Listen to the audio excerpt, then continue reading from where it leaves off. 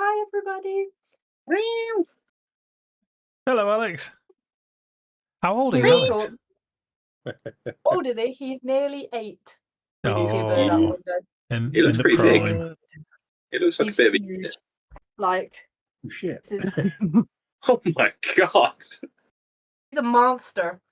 He He's a brings back magpies. Never met a cat that can take down a magpie. This guy can. Wow. Hell yeah. He's like next level. Definitely barbarian. Yeah, nobody's messing with him in the streets, are they? Let's be honest.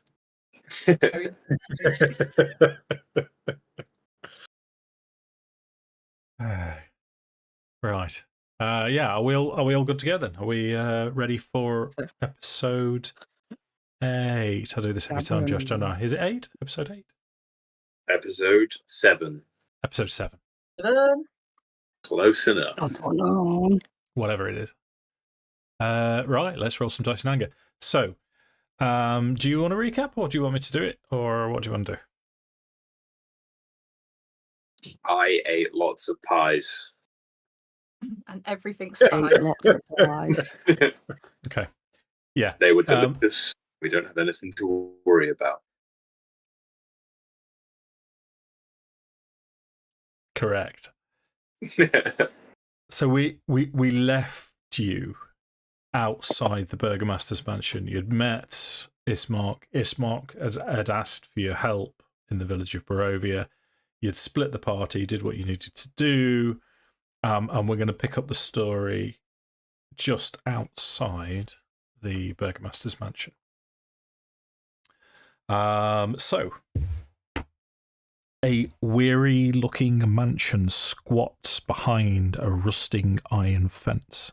The iron gates are twisted and torn. The right gate lies cast aside while the left swings lazily in the wind. The stuttering squeal and clang of the gate repeats with mindless precision. Weeds choke the grounds and press with menace upon the house itself. Yet against the walls the growth has been tramped down to create a path all around the domain. Heavy claw markings have stripped the once beautiful finish of the walls. Great black marks tell of fires that have assailed the mansion. Not a pane nor a shard of glass stands in any window. All the windows are barred with planks, each one marked with stains of evil omen. It's dark, nighttime, still raining. There's a flash of lightning from behind you, and as you turn to the north, you can see Castle Ravenloft sat on the promontory of this rock, huge rock above you, as the peal of thunder rolls over you. As Tala hits us with some classic orchestral organ music.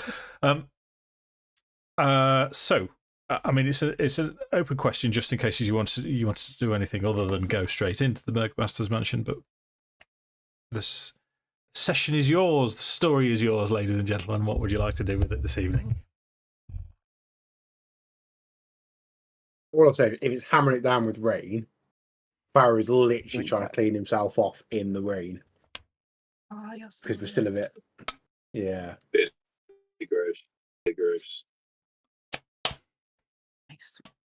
Yeah, you're reasonably successful with that.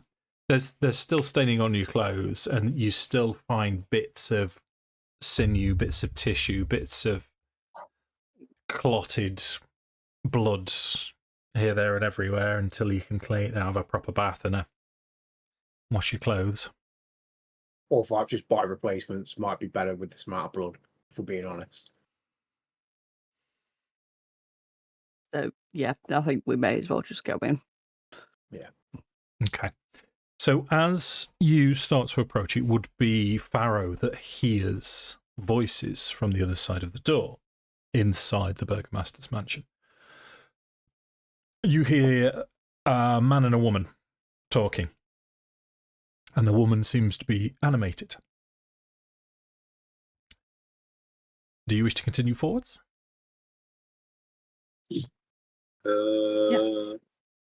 I would try and listen in if I can. So I would Yeah, hold maybe. a hand up and just. Okay. Roll a perception check for me then, please. Certainly can. Oof. Does she 14. seem? Is she like animated, like just like hungry, like just a bit anxious? Is it to tell? Did you want to roll a perception as well then? Yeah. Yeah. While you're there, Farrow's held his hand up so you can all listen out now. 16. Okay. It's you can tell that it's an argument between the two.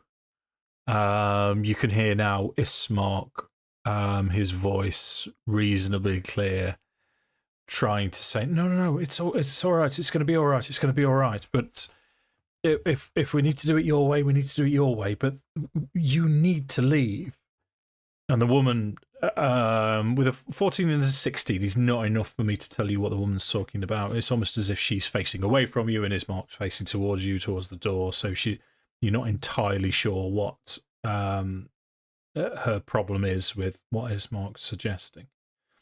But as you stop to listen, we'll say it's Tala that notices the claw marks from around the building. You spot now wolf prints. You've been tracking these prints for a long, long time. And as Farrow and Horace stop to look, you notice clear wolf prints all the way around the mansion as you follow them around. I mean, can I see a clear trail as to where they lead away, where they've tried to get in? Let's have a survival check from you then, please, Sammi. Got to think of an excuse to make Leah roll a dice in a second. Would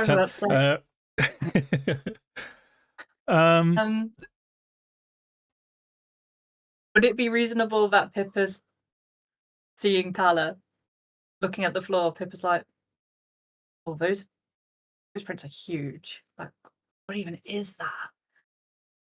And just starts to track them with her eyes and look around at them, just trying to be like, they're the biggest.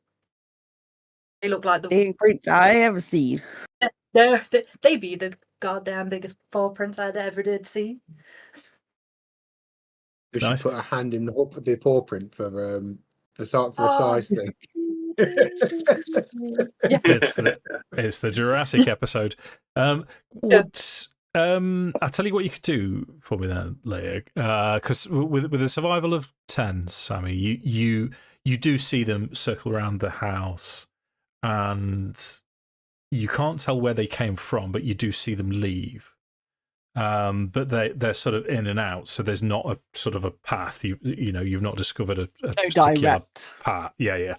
Do you want to make a check as well then, Pippa? I mean, I will allow you an investigation if that's better for you. Both that are exactly the same. Crackle. Billy Boots. I'll do an investigation because that makes more sense. Okay. Because she'll be looking at what other people are looking at. It won't. 9 plus 6 though. You've both spotted humanoid footprints and wolf footprints going around the mansion, but again, I'm not entirely sure what's going on. The conversation inside seems to have come to some form of conclusion, though. It's all gone quiet as the rain continues to clatter down around you. I will turn to Farrow and went, "It looks like they've been here. Can you see which way they've gone?" Yeah, so Farrow will now.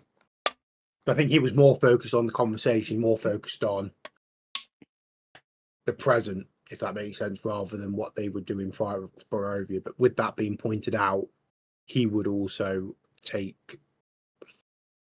start looking at trying to discern tracks, numbers, direction, and all that kind of jazz. Sure. Make your roll. Survival, probably. Survival, yeah. Do I get a... Oh, no, I'm not using the book, so I don't. I'll answer that question for myself. Why?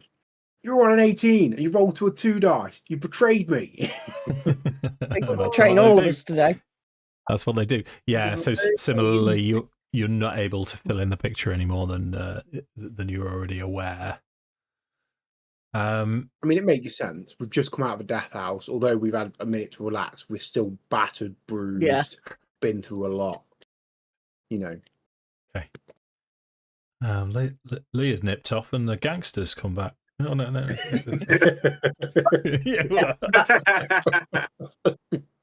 Like the least hardcore gangster in the history of You've got nothing on not being a hardcore gangster.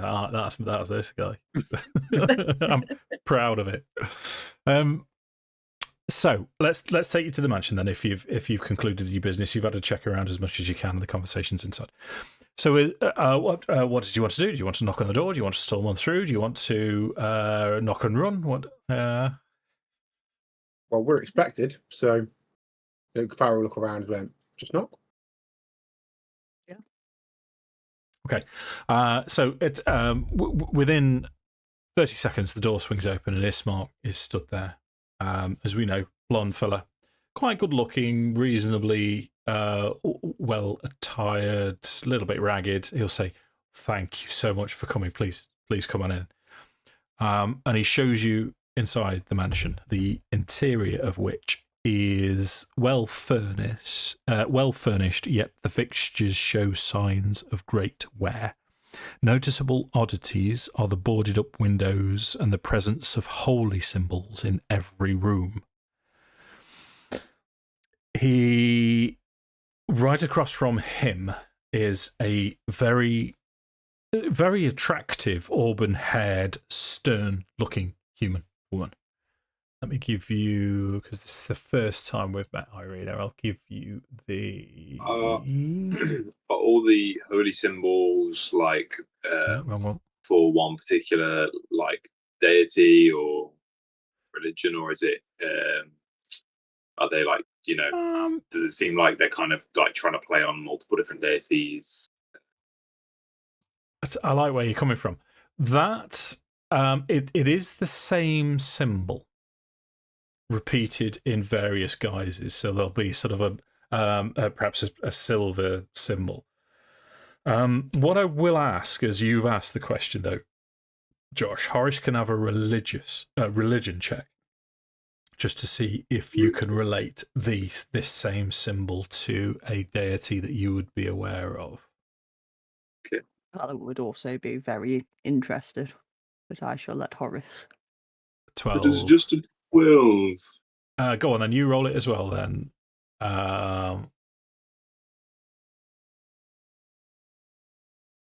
Ooh, 21. There we go. Yep. So, these are symbols to a deity of light. It's a sun. I mean, I'll give you that for free. You don't need a religious check for this. Horace, as you're looking, you would... where are you from? Were you Faerun? Forgotten Realms? Yeah. Yeah, so you would be thinking Lathander, maybe.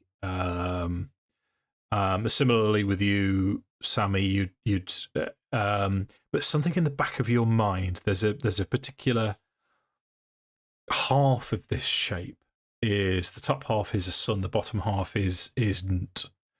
More of a moon, and with your affiliation with Saloon or Saluna, depending on how you want to pronounce it, you suddenly think, wait a minute, this isn't Lathander. And you're reminded of an ancient old bit of text that you read once of a deity known as the Morning Lord and Mother Night. And this symbol seems to represent the Morning Lord and Mother Night. So that's Ireina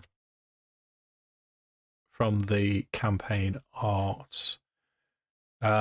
She's. I mean, this is the campaign art, so I'm not going to have her dressed in armor, holding a sword.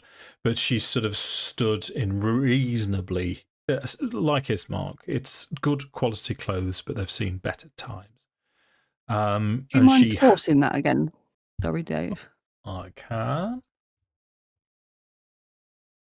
Got a black screen for me.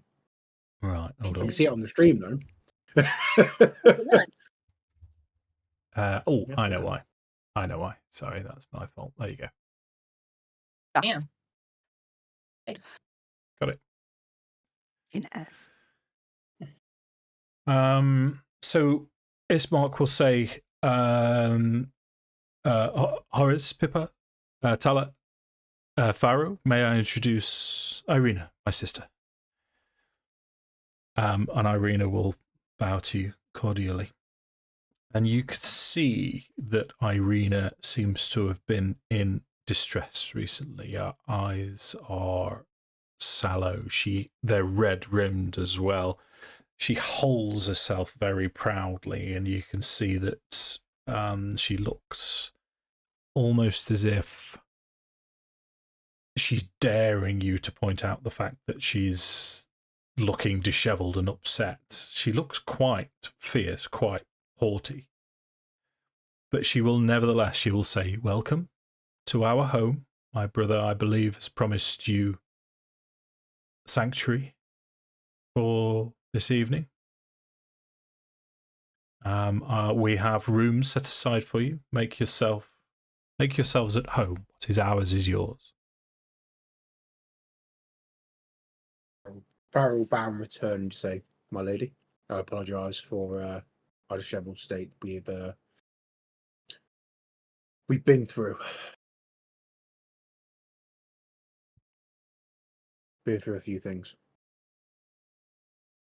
This is Barovia. We all go through things. And you can see just behind her is a coffin in a side room. And she points towards it. This is a homemade coffin. It looks like it's been thrown together by people that have no inclination towards carpentry at all. And she'll point and say, this is my late father. He died 3 days ago. This is Barovia. These things happen. Yeah, my sympathies. So Ismark will now turn to you and he will say, so I will open the conversation to these four, Ireina, if with your permission. And she sort of nods. And he will say, I have called you here so that you may rest, and I've also called you here so that you will help me. Help Ireina get to safety from the shadow of Castle Ravenloft. Ireina here, however, refuses to go anywhere until father has been buried at the family plot at the church. And you can see she's very stiff, very straight, and he will say, so I have, I'm afraid, one further question, one further request. Tomorrow, would you come with us to the church to bury our father? Of course. May I inquire, is this the church where the Reverend Son appears a bit dishevelled himself? That is the only church in the village of Barovia. Yes, that's where the family plot is. If you don't mind, I think it would be wise for us to go check it out ourselves first. By all means. Can I also ask the following of the Reverend there, the priest there, who is the deity that he worships? That would be the Morning Lord. Most Barovians have. There's only ever been two deities in Barovia: the Morning Lord and the Night Mother. But Donovich, the Reverend, as you say, of the local church, is a disciple of the Morning Lord. Could you tell me a little bit more about the Morning Lord and I believe the Mother of Night? They are deities that I have heard of, though my knowledge is limited, unfortunately. Yeah, we Barovians are simple folk. Since the devil has arrived, not many people continue to worship anyone. What is the point when no voice from beyond is allowed into these lands? But rumour has it that the Morning Lord and Mother Night lived in harmony. They guided over the land. As the name suggests, I know that other deities, other powers exist in the greater multiverse, which obviously we're trapped here from. But they are not night and day, good and evil. They swing around as you would expect, and creatures of the night time do tend to follow Mother Night. Creatures of the light, such that it is in Barovia, follow the Morning Lord. Most of the churches, the monasteries and temples in Barovia are dedicated to both.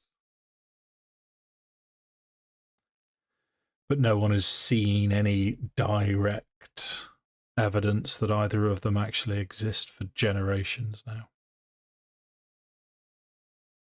What would have been the last the last evidence of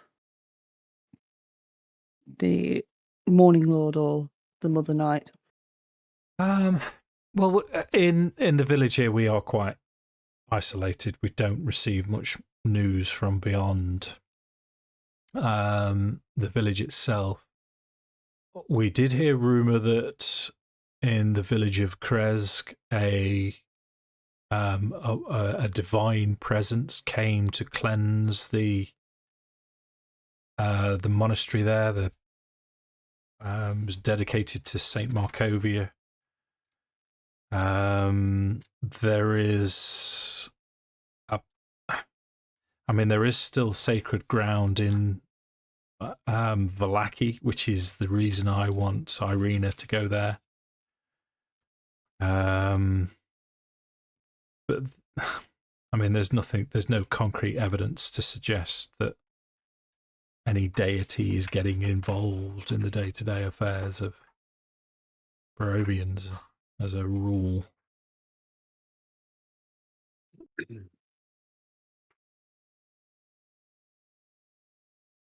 Well, I think we should certainly get ourselves cleaned up. And would you be open to potentially waiting till the afternoon if we were to go in the morning to bury your father? Addressing Ireina. Okay, let's have a persuasion check with that then.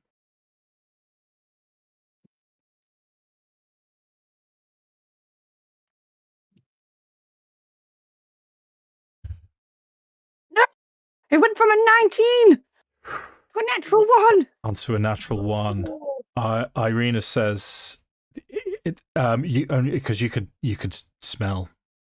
He's been there for 3 days, and they've tried to disguise it with herbs and flowers. And Ireina, when you look at her, you can see her proud demeanor wobbles slightly, and you can see a lip quiver, and she'll say, "I would rather sooner rather than later." The villagers, they know that I have the eye of the devil, and they will not help us. I am asking you to help us with all urgency to see my father given his proper respect and burial. Of course. That makes sense. When That you would want. That makes sense. That you would want him to have a proper burial. If I've been misinformed, I'd love to be correctly informed. But if the priest is having problems with his son to the point where people are not even attending the church ground, would that be a proper burial for your father? Would that be the kind of cloud to bury him under? We can take him. We can come with you. And we will help you. The last thing, the last indignity, I know I would like for a member of my family would be to have the ceremony of their burial disturbed by the screaming of a raving reverend's son. I understand and I appreciate what your meaning. The plot has all been arranged. It's all outside, and your teammate rolled a natural one. So we are. There's the screaming. We've all heard the screaming, which is why, as you quite rightly say, the villagers stay away. But the ceremony itself will be outside. We won't be near the screaming inside the church. Perhaps we can attend this funeral and then, before we leave, investigate what's exactly going on. 2 birds, 1 stone, and all that.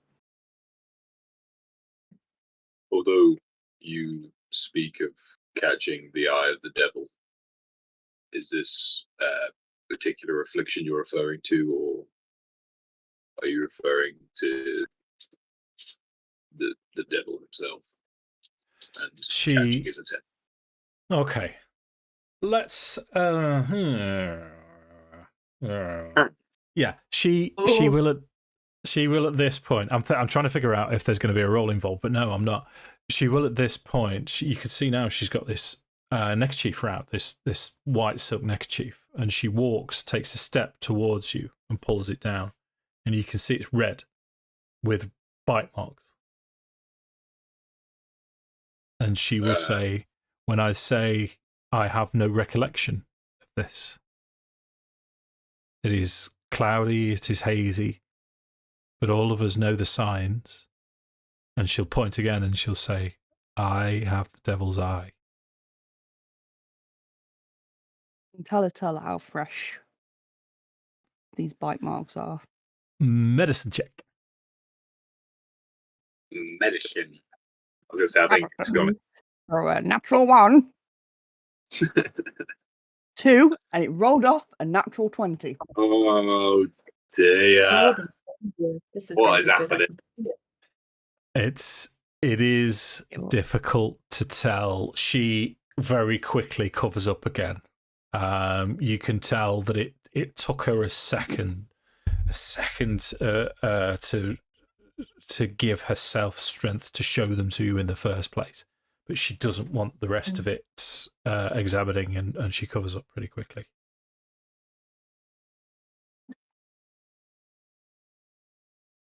So when there's a pause, Ismark's sort of looking around, and he'll say, "So, ladies and gentlemen, I know that you are exhausted, and for you, Pippa, there is rooms, there's a bath, there is a change of clothes.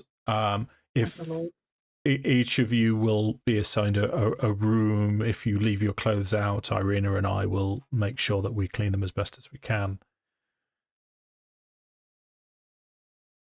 We have food, what little food we have. We do have wine. Unless you have any other questions, I suggest we turn in for the night and prepare ourselves for my father's funeral in the morning.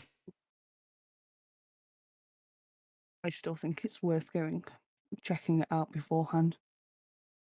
What time's the funeral? Because so I know when to like wake up.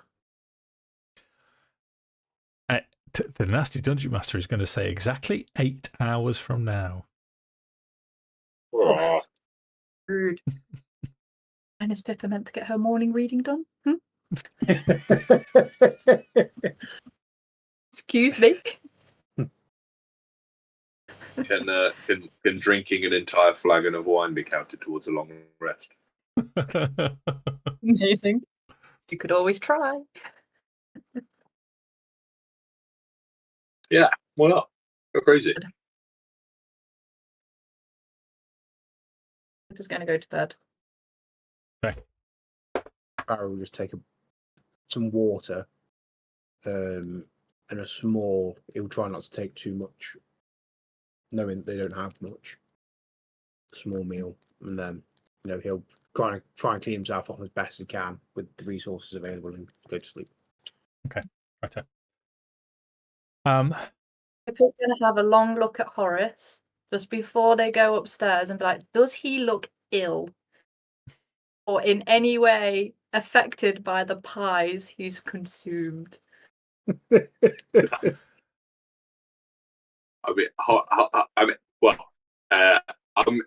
imagine Horace would be thirsty as fuck more than anything else. Yeah, exactly. So he's just thirsty. So he's just like grabbing some water, grabbing some wine, and just like necking it before going and getting clean and going to bed. So you'd probably just see him like with like a flagon of Looking is like just like chugging it. Yeah. But no, just looks at the pie and is there like, fuck it, eats the pie. She doesn't take anything from them, but eats the pie. The pie is absolutely delicious. See, there's definitely something wrong with it. It's too nice. Before Too nice. Pippa runs away, I'm gonna whisper to her very delicately. In a moment, is there any chance you could see if there is any form of magic in this house, divine or otherwise? Yep. I figure a check like that might be best behind closed doors. Yeah.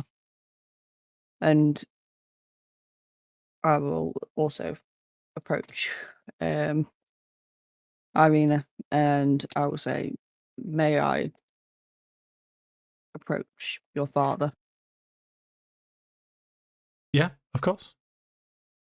I mean, can I see him, or is it just a contained coffin? It's an open coffin. That's half your problem. That's the smell. I mean, can I see how he died? Obviously, we were told that he died in the attack, but you can have. In fact, no. As you're looking over, Ireina will stand with you, and she will say, "The attacks were relentless, night after night, for weeks on end, until eventually my father's heart, 3 nights ago, gave out, and he just dropped on the spot, dead." And as you look over, there's no obvious marks. There's no trauma to the body. in that case, Tala will put a hand out over his head, over his eyes, and just say, as the silver moon waxes and wanes, so too does all life. And bring a hand across his face. Nice. Very nice. And then so retreat. Cool. As Pippa, you complete your casting of detect magic, and you have a little recce around the Burgomaster's mansion. There's no magic in the building. No. Okay. And I assume on the way to bed, there's none of these symbols that jump out. Not in a sense of magic, but nothing. No. Symbolically jumps out. No, they all seem to be exactly the same symbol, but there's nothing inherently magic about them. I think as Horace would kind of be. I mean, would it be immediately obvious like where Irena's gone to? Like, is her room like essentially? I'd be interested just to have a listen, like outside of a room, and just see what's secured in. Well, she doesn't seem to leave. In fact, the room that her father's in is like in a side room, but it's a room with only one entrance, and she doesn't seem to leave there. It's right in the centre of the house, and she doesn't seem to want to leave that room. And now that you're sort of hovering around, you can see perhaps in a cupboard just near the corner. She'll pull out a blanket, perhaps a pillow, as if she's going to make herself comfortable here.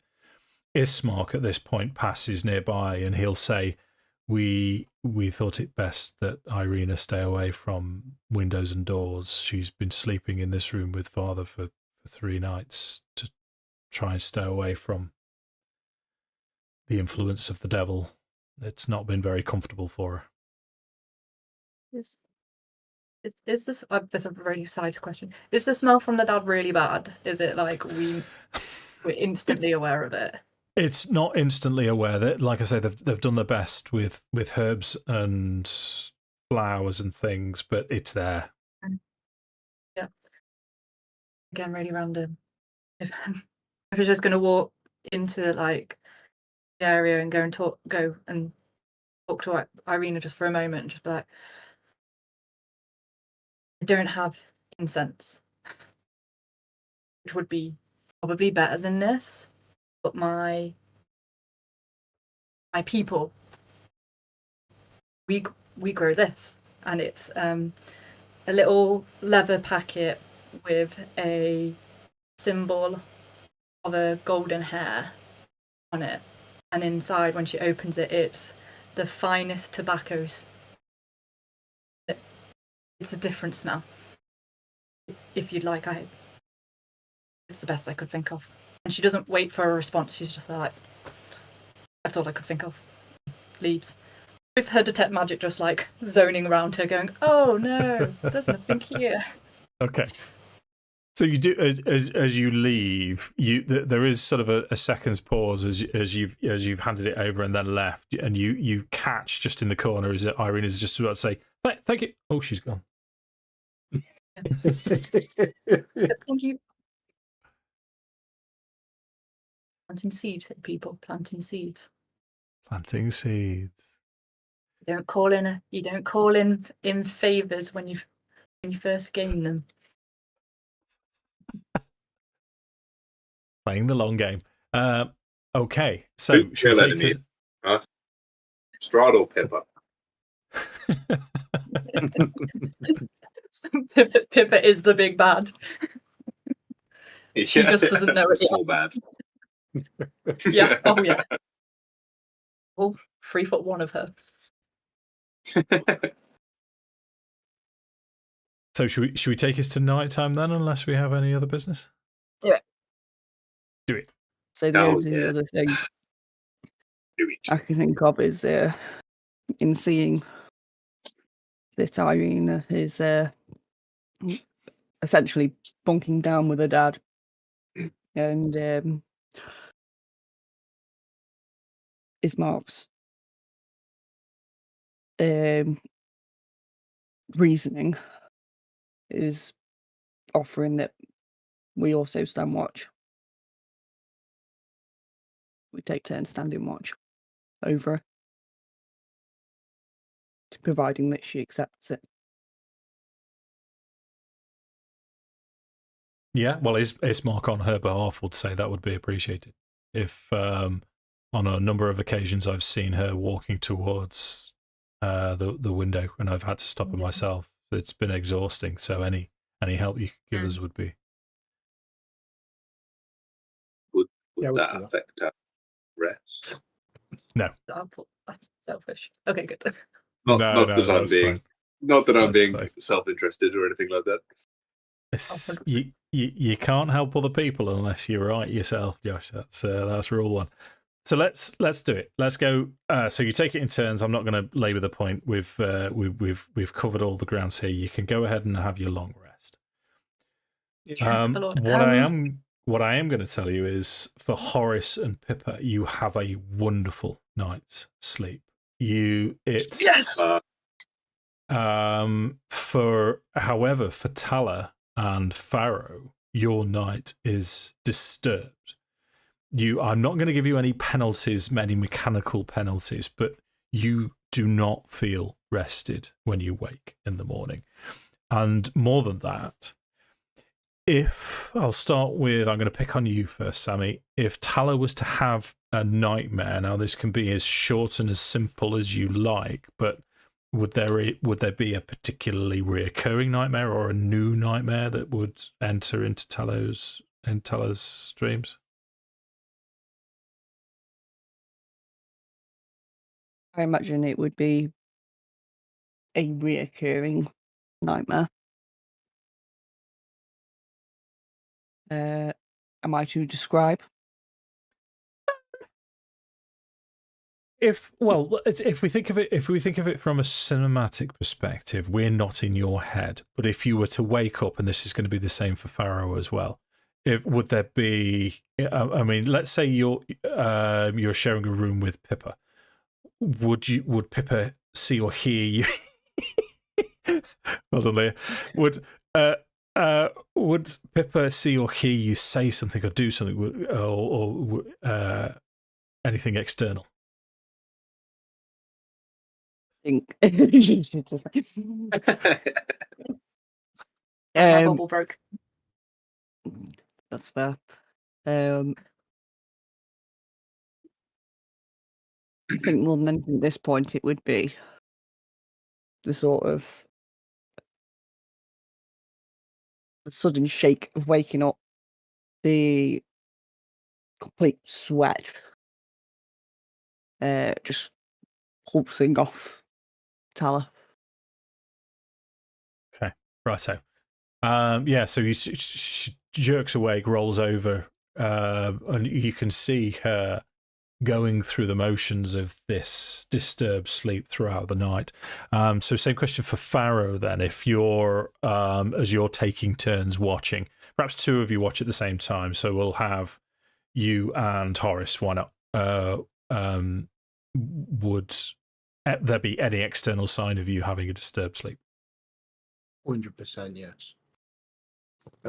So he would wake up like cold sweating again, but he would roll over and start retching and be kind of almost panic grabbing for water, trying to find a drink. And it's pure, so he's not trying to be quiet about it because he's in pure panic mode when he does this. You say we're doing watches, so would Horace be essentially awake while Farrow's kind of sleeping? Yes, we'll have you both sort of positioned near to Ireina, so you can keep an eye on her. But you've sort of swapped over, so Farrow's nudged Horace to wake you up, and as Farrow nods off, he'll perhaps have an hour or two. He looks peaceful, and then this happens. So you do see it all.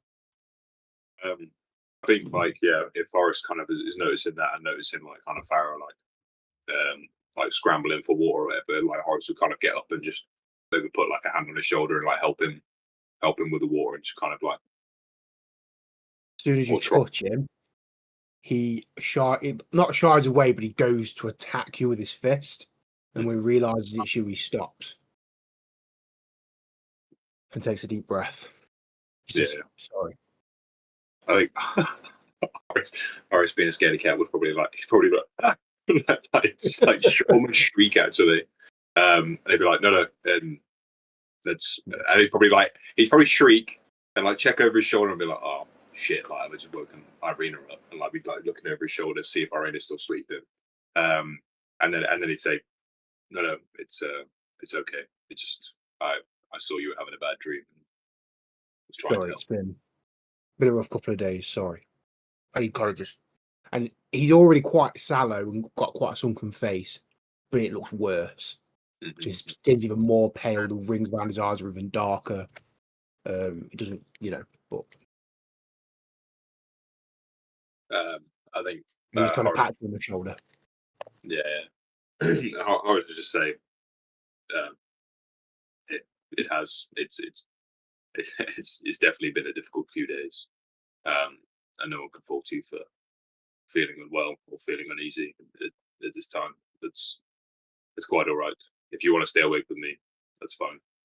But if you want to continue to rest, I'll keep watch. Try and get some sleep. God knows what tomorrow's going to bring, but thank you. And he kind of just gives your shoulder a bit of a squeeze, and he'll try and get back to sleep. Yeah. Cool. Yeah, you manage sleep. There's with Tala and Farrow, you do have these recurring nightmares every couple of hours. You like I say, you do benefit from a long rest, but it's exhausting. But you also see that Horace has it's the cartoon image. As that's all right. As Horace wakes, like a rainbow of sunshine. And Pippa as well skips down the stairs with her clean clothes, and she's properly well rested. The morning outside is continuing to rain. It's still overcast. Ismark, you'll see him next to one of the shutters as he sort of pulls it to one side and looks outside. And he'll turn back to you and say, it's a typical Barovian morning. It's another feature of these lands. The sun does not break through the clouds and hasn't done for 400, 500 years. It's a long time to have been alive. By reports, my friend. By report. At this point, Sammi, would Tala make a wisdom saving throw for me, please?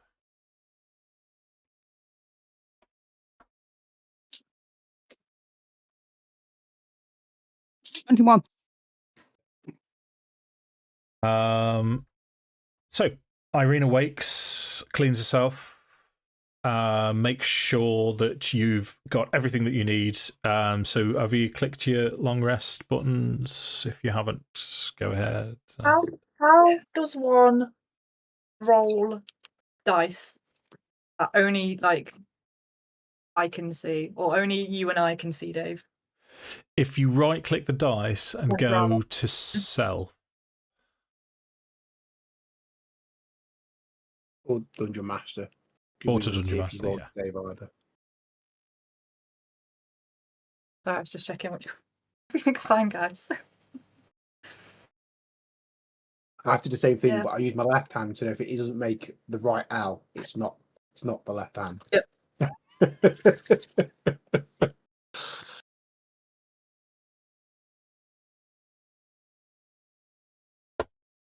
Nice. So that was to self, yeah. Is there a reason you're doing this that you need to... Really, Dave? Yes, there is. Oh, yes. Actually, I know why. Do you want me to tell everybody why, or...? No, save it for a special surprise. Oh boy, a special surprise. It's not. It's a good thing. It's an amazing feature. I think we mentioned it anyway. Yeah. Oh, yes. Has it come back to you? Yes, that is a special surprise. Yeah. Don't forget to click your long rest, Leah, as well. It looks like you're on 11 hit points on my. Am I not rested yet? On my technology. No, I'm not rested. You have to press it, and then you have to press confirm. Take a long rest. Yes, I would love to take a long rest. Thank you. Tidy. I'm now long rested. Okay, so Ireina looks around you all and she will say, well, thank you all for doing this in advance. I don't expect any of the villagers to come out. As soon as they see me, they'll probably shut their doors and lock themselves away. Ismark will walk over to the coffin and he will say, forgive me for saying, Pippa, but I don't think you're going to be much use to us here in terms of carrying the coffin, but are the rest of you willing? May I suggest, Tala, you walk in front as our divine representative?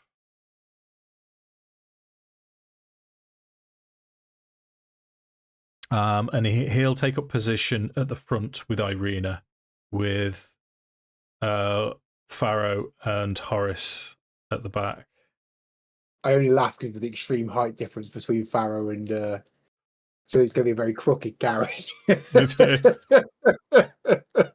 is. I was thinking that as Farrow sort of looks over at Horace and says, "Stoop down, dickhead."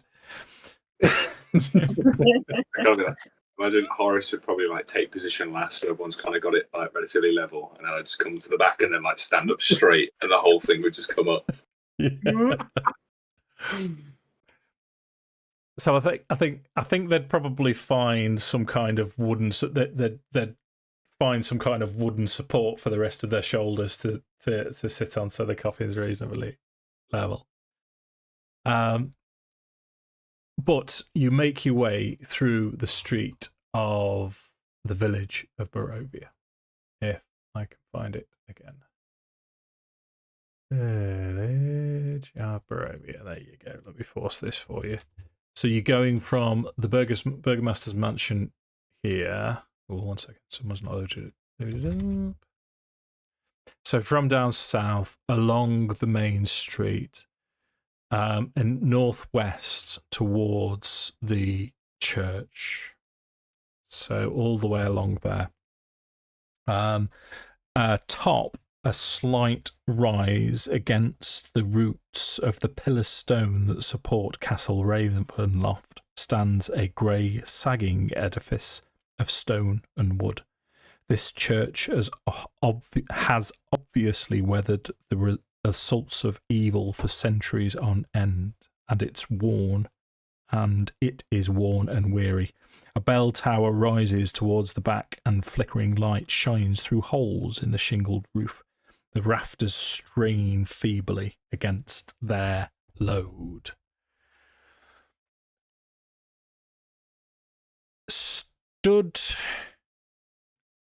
outside is in very plain priest vestments an elderly human male, which I will show you when I make invisible to you, which I've remembered to do this time. And this fella is, like everybody else that you've seen, is very pale. He's a little bit better fed than everyone else, and there's a very definite red glow to his nose. But you can tell from this distance that he has not slept for quite some time. And he seems to be outside just getting a breath of fresh air. From inside, you can hear what sounds like a scream. It doesn't surprise you. You were prepared for it. And this scream makes this elderly human gentleman in front of you now twitch. And he's got this nervous look about him and this sighs, and he clasps his hands together as he will say, "Oh, greetings to you all. I believe you're here for the burial of the Burgomaster." Was the scream man, woman, child? Appeared to be a man.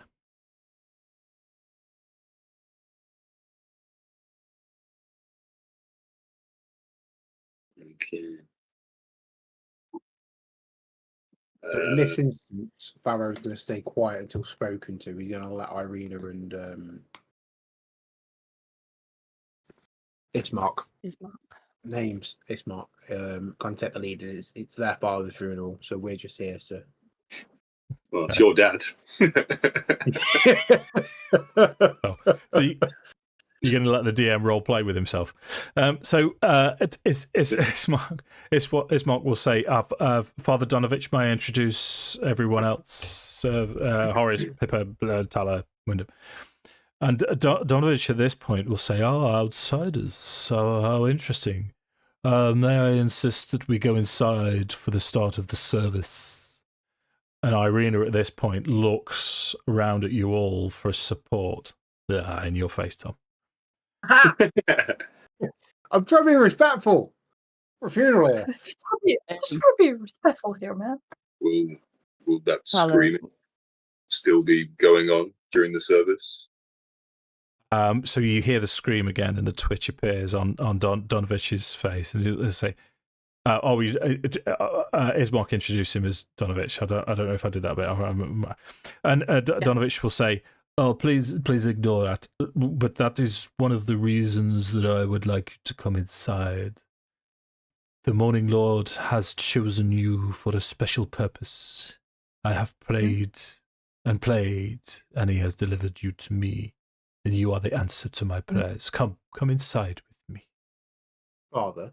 At this point, Tala will halt and she'll say, Father, I appreciate the Morning Lord has chosen to speak to you. However, at this present time, we are here to say goodbye to loved ones. And in the interest of your sanity and the people of Barovia, let us resume this burial quietly and in the peace of I can't think of what you call it, the family plot. Okay. Have a persuasion check for me on that one then. I will give myself guidance. That seems reasonable to me. Probably wise.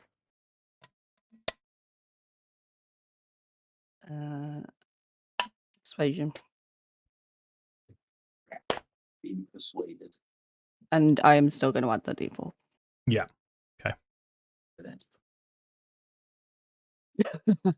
13. 13. So he will sort of look you over and he'll say, you seem to be a divine practitioner yourself. Okay. Well, in which case, we will have an accord between us, two followers of the divine. If I perform the ceremony, you will assist me with my son when we are complete. We will do our best to help you, Father. That is appreciated. Okay, in which case, follow me around the side. So he takes you now, instead of going through the church itself, he goes round the side to the family plot. The everything seems prepared. Ismark would have told you the night before that they've been waiting to do this for a while, so that the ground has been dug, the grave has been dug, the plot has been prepared. It is an open grave as it stands. The coffin is sealed, and Donovich starts launching into his what I was going to say, dearly beloved, but that's what you say at the start of a wedding, isn't it? Yeah. Yes, we're. Go on, Josh. What's it? We are gathered here today. We are gathered here today to remember the life and times of Kalyan in Tinovich. And there's a drone. You can no longer hear the scream. It's still very overcast. As the four of you are stood to one side of the grave, over the other side is Ireina, Ismark, and Donovich. And the first inclination that something's wrong is you can hear a sharp intake of breath from Ireina, and she seems to be looking over your shoulders from behind you. Oh, thank you. I would. turn. Hands on, weapons. Okay. You still holding a coffin? No, the coffin. hope not. The coffin's now. Yes. Could you imagine?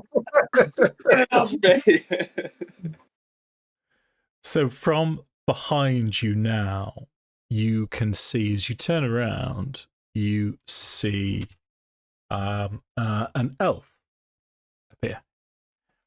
Long, dark hair, dark complexion. But this fella is well dressed, fur collar, leather armor, very, very richly dressed with a jeweled, scabbarded sword scimitar at his hip. Ismark has the presence of mind to whisper to you. Before this fella's within earshot, he will say, "It is Rahadin. It is Strahd's man. Show him respect." And then Ismark, who is now the burgomaster of this village, lowers his head as this elf character arrives. Anyone want to do anything? I will also bow my head. Farrow will let go of the hilt of his scimitar and similarly, probably not bow so much as kind of just nod, but it's a respectful nod, but he's not going to bow. Okay. Horace is doing what he does best, standing there looking confused.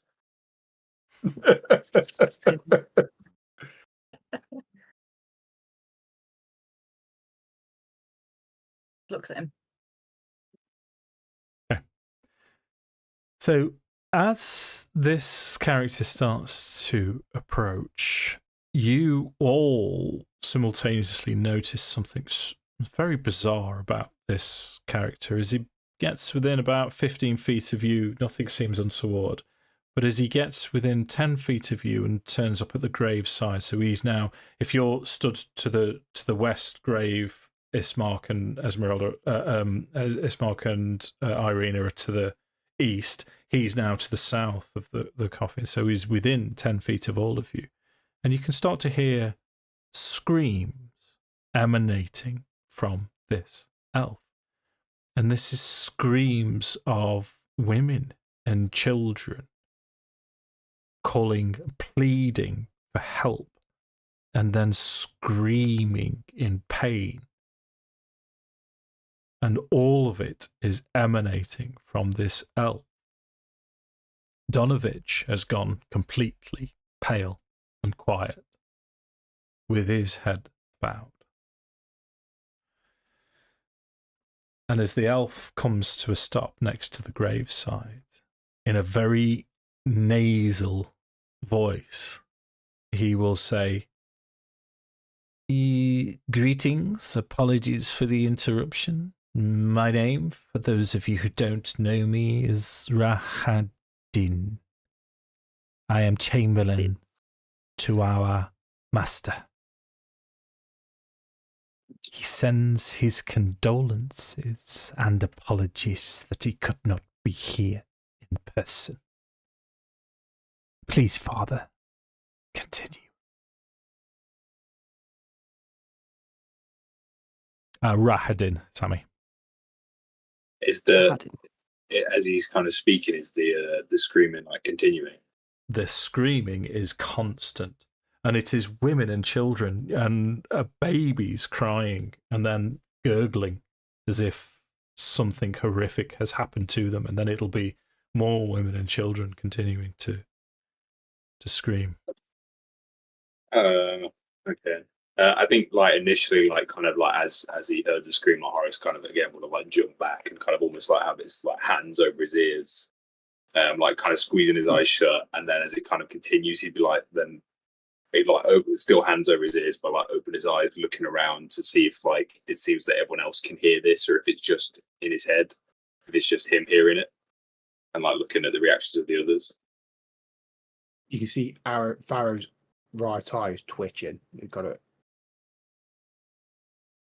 kind of like twitch, but he's trying very much not to react otherwise. And can we actually hear Rahadin like talking like over the screams? Yeah. It's a bizarre thing. Is the best way to describe it to you is you cover your ears up. It makes no difference to the sound.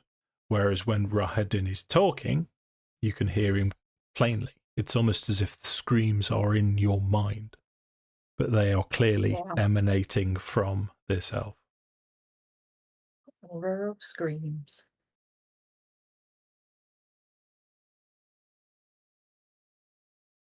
Let's do this funeral. Let's get through it. So Donovich sort of nervously bows. Where was I? Dearly beloved, no. And he does stutter his way through.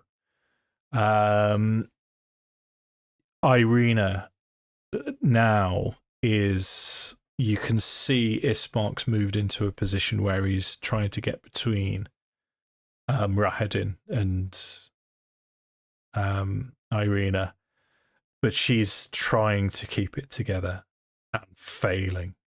And you can see her head bowed and her shoulders start to quake and her head starts to wobble. You can see her crying, but it's only since this elf, she'd held herself together all up until this elf appeared.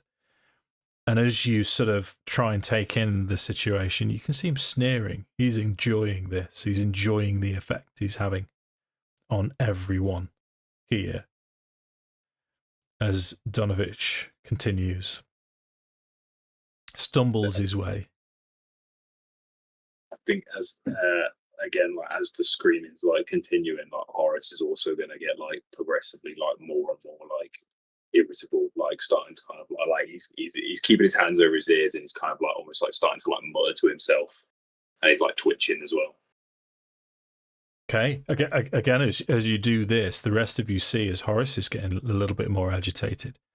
Rahadin is enjoying this. He's smirking as he sort of sits back, rests one hand on the pommel of his scimitar and just smiles over all of you. As Donovich starts to bring the funeral to a conclusion. And so we say a final peace and a prayer to the Morning Lords and Mother Night, and take our... And it draws to a conclusion as he now gestures towards Rahadin, and he will say, and does anybody wish to have any final words to say? And Ireina chokes back another sob as you see her shake her head. Ismark is barely holding it together as, again, he sort of motions. You got the impression that they were both going to say something. They were both going to honour their father, but they no longer wish to. As Rahadin smirks at you all. Is it clear? Is it like obvious that he is the source of this noise? So, yeah.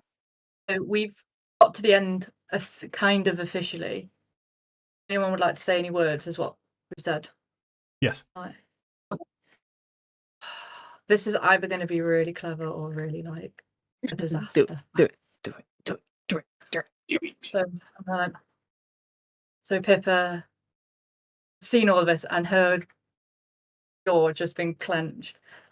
Not because obviously the screams are disturbing, but it's upsetting her more that the people around her are getting upset by it, rather than she's getting upset by it. And does anybody want to say any words? And she says, from what I've seen of this family, words not need to be said or fall on deaf ears. I can tell these kids loved their father. They know father knows wherever he is. He knows. I I think this ceremony has come to its natural end. And we should leave those who are closest to him, his relatives, to grieve him in a moment that is private from those who are not his relatives. Because I know that all of us would not like to be rude. Because those of good breeding never give offence by accident. No. That sounds like And an all of that was said directly to him. She didn't Okay. look at anybody else. She just looked at him the whole time. Roll intimidation. Guidance. Yeah, as Tala Oh my reaches god, out what is and my puts, intimidation? and Okay, puts a hand on so- your shoulder. Oh my lord. D4. Oh, it's not Okay. going to be good, team. Let me A have. halfling, I'll take it. Nope, it's Yes. awful. Did Solid 8. You can be about So once it's an 8. I roll on that one? on That's the not an- D4. You did, yeah. Waiting for a decision from Dave. So there's a Oh, sneer. no, I changed my mind. I rolled a 17. Yeah. Sorry, next time I will do it properly. I just completely forgot. And then I looked down on my flipping piece of paper and was there like, Hold on. Yeah. Okay, roll a so 17. there's a sneer from this elf as he says, Remembered. yeah, as he'll say, interesting. The latest batch appears to have some spine. We shall meet again. Look forward to it. Yeah. Tough talk. I'd like to think Rahadin was the type that would click his heels together in a sharp motion. Flick his cape back at the same time. Definitely, yeah. And as he walks away, the scream goes with him. Clear. I mean, I've made it clear anyway. It's definitely coming from him, but there's no doubt now that the scream was coming from Rahadin. So Ireina will look up to Pippa and she'll say, "Oh, thank you for your words. That really was. I don't know if that was brave or stupid, but I want you to know it was appreciated. But stay, you stay now that he's gone." But she does look towards Donovich and she'll say, "Father, we will see you inside." And she clearly seems to be dismissing him. But you've now allowed them to say their little pieces, which they'll do, which if I was a better dungeon master, I would do, but I can't be asked. So, but Ismark now looks towards the four of you and he'll say, if you'll forgive Ireina, myself and Ireina, we would like to go back to our house and just collect our thoughts while you conduct your business with Donovich, whatever he asks. And then it's almost a forceful and Ireina, you will make ready to travel. Agreed? And Ireina will sort of say, agreed. When these four are ready to take me, I will go with them wherever they think necessary to keep me safe.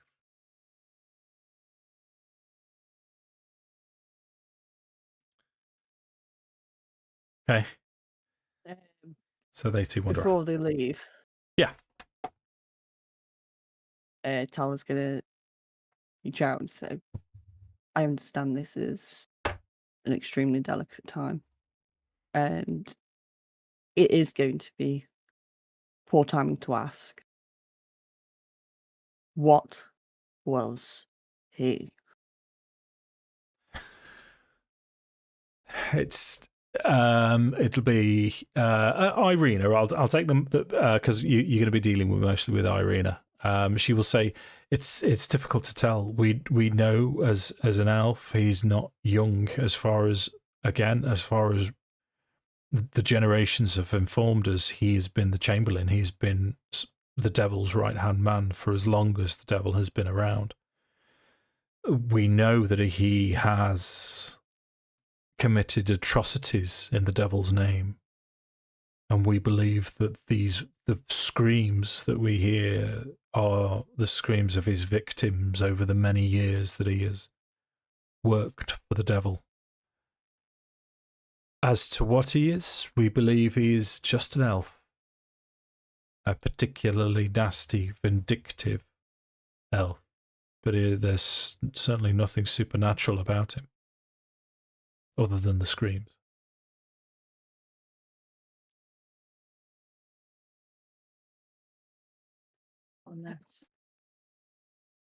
Tala will say, like, as they leave, sort of made the moonlight your way, and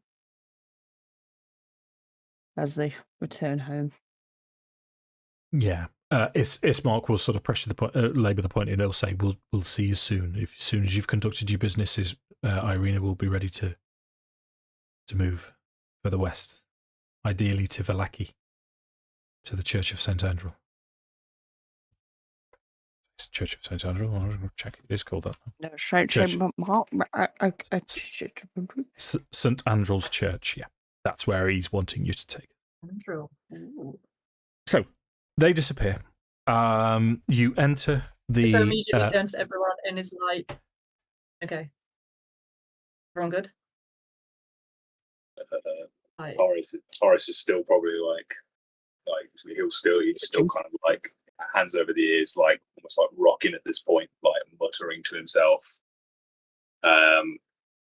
Probably, I don't know what he probably should be like, just like no, not this, no. Farrow's going to step up. He's going to put his hand upwards onto the big man's, onto Horace's shoulder. As you say, it's okay. I think again, almost like in the same way that kind of Farrow would have last night. Again, like Horace jumps back, almost like reaches for his greatsword, like kind of off his back, and he's like jumping back, and he's kind of like, before kind of I guess like looking around, sort of dazed, just like, what happened? I think Tala would turn around and say, "You're not going mad. There was evil emanating from that elf. The cries of women and children deceased. You're not going mad." I'd very much like to kill that man should I get the opportunity. I'd like to help you. I'm sorry. You have nothing to apologise. Not apologise. Just, I wish I could have been of more use. No, you were perfect. You were perfect. In that guy, have him think he's got something on you is perfect. The only one he's looking at is this tiny creature. I'm the one that sassed him. He won't be looking for you when you come for him because he thinks he's got you. Your reaction was perfect. Because now you know he won't get you next time. He thinks he's got you. That's perfect. You'd almost see a bit of relief kind of wash over Horace's face. He's still like like it's kind of, you see sweat kind of pooling on his forehead.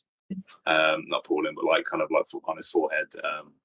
But he just kind of like his face would just relax a bit, and he just kind of like slowly nod, and then but he wouldn't say anything else. He just kind of like slowly.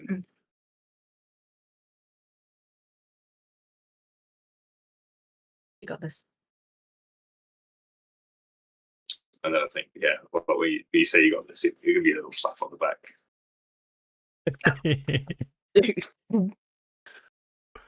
Shall we go see what our priest friend wants? Oh, the Donovan. No, not call that man friend. There's something about him. Don't trust him. I think I preferred the screams to his droning voice. Lord and Saviour, yeah. And Farrow, for probably the first time today, is going to grin at Horace as well. I think I might agree with you there. Yeah.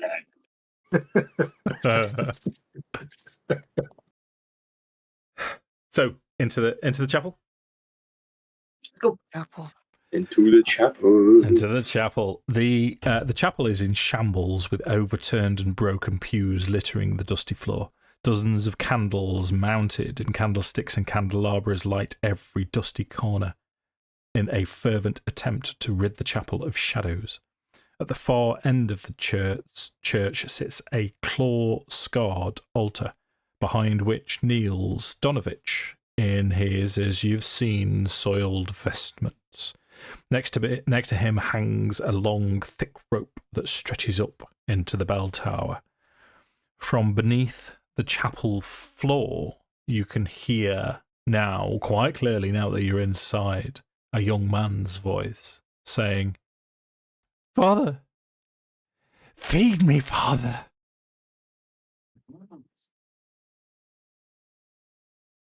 Again, as this voice carries, Donovich twitches as he rises from his prayers and walks over to you.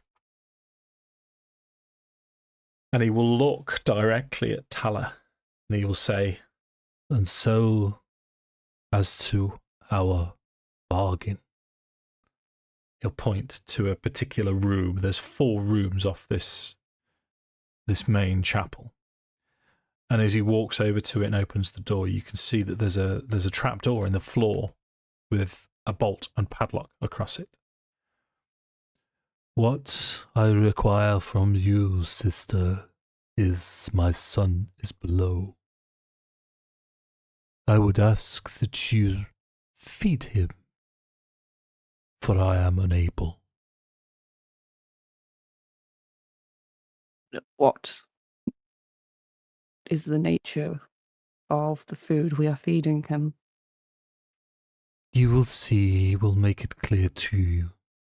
Sit down and see my son. Doru is his name, or was his name.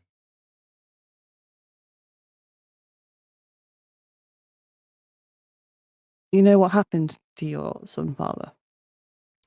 I know that he disappeared a year ago and came back to me like this, and ever since he has been screaming, crying to be fed. And you hear him again, "Feed me, Father!" as Donovich twitches.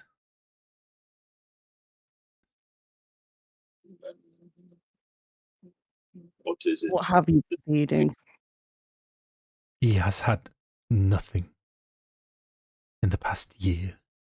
He has just been beneath the basement. Well, perhaps you ought to feed him. I dare not. I do not know what afflicts him.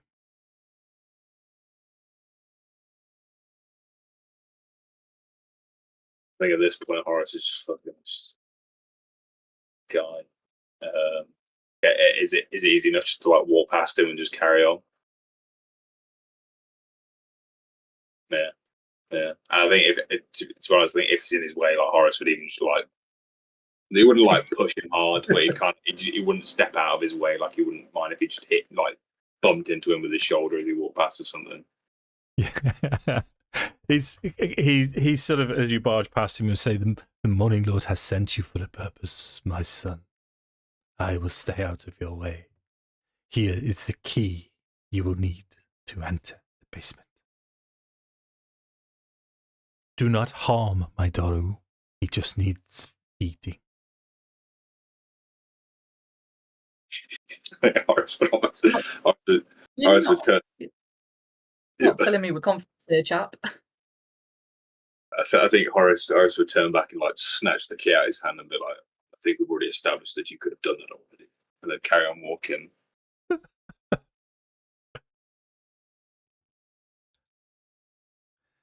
Okay. So you open the padlock. Can I try some? I'd like. Let me read my spells, Leah. Okay.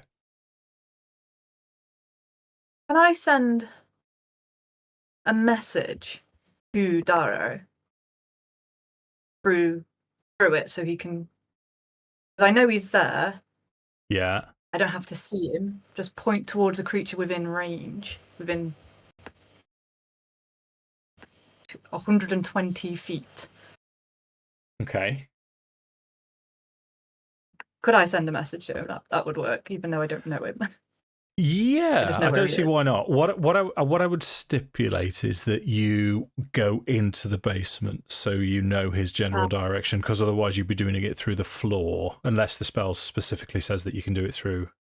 Yeah, it says point in the direction of, and then it gets blocked by a foot of stone or wood. Yeah, you know what? You can. Yeah. Well, it's they're only floorboards. It's yeah. No, you can. What's okay, thanks. So you how does message work? Is it send and receive? Yeah, so I get 30 words. He gets it's 30 or 25. I thought it was 25. 1 round, 1 action. Oh no, it's as many words as I like. You point towards a creature within range and whisper a message. Target creature and only the target creature hears you and can reply with a whisper. You can cast this spell through solid objects. Feed me, Father. Okay. What would you like to whisper to Doru? I would like to whisper.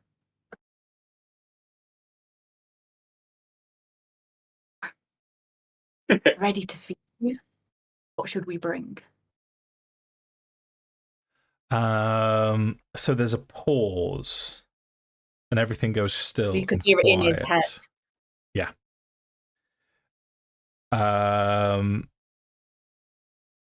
The reply will be, "Just bring yourself." Pippa grabs onto Tala's arm. I think Pippa makes it very obvious that she's doing something. I asked him what you wanted to eat.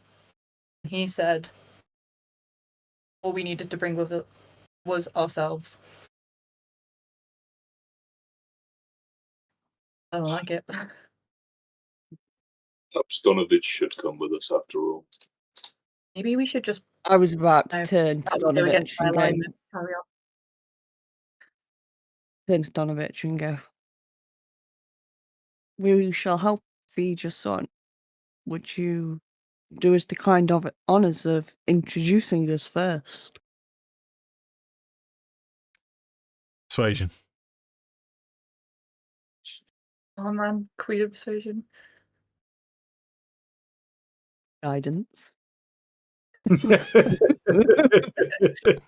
feel like guidance is going to turn into like my favourite word. Nice. Natural 20. Natural 20. So Donovich to this will say, "Well, I suppose it would only be polite. Allow me to lead the way." So this is the first time that you've seen anything like this from Donovich. In fact, if anything, it comes as quite a surprise as he takes out his amulet of the morning lord, and he will say a prayer over it as the amulet starts to glow. He casts light spell on the amulet, and he goes down into the basement.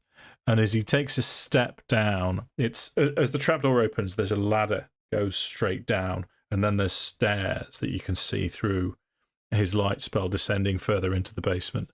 And he's checking to make sure that you're following him. And as soon as he gets the impression that you're not following him, he stays and stops until whoever is going first, follows him down the ladder. So who's going to go? Clearly not Leah. Who's going to go next? Farrell will go first. Evil But warrior. as he goes to do so, he's going to walk past Pippa and just say, I don't trust him to keep that light up. Or very quietly. And then he'll go first. Okay.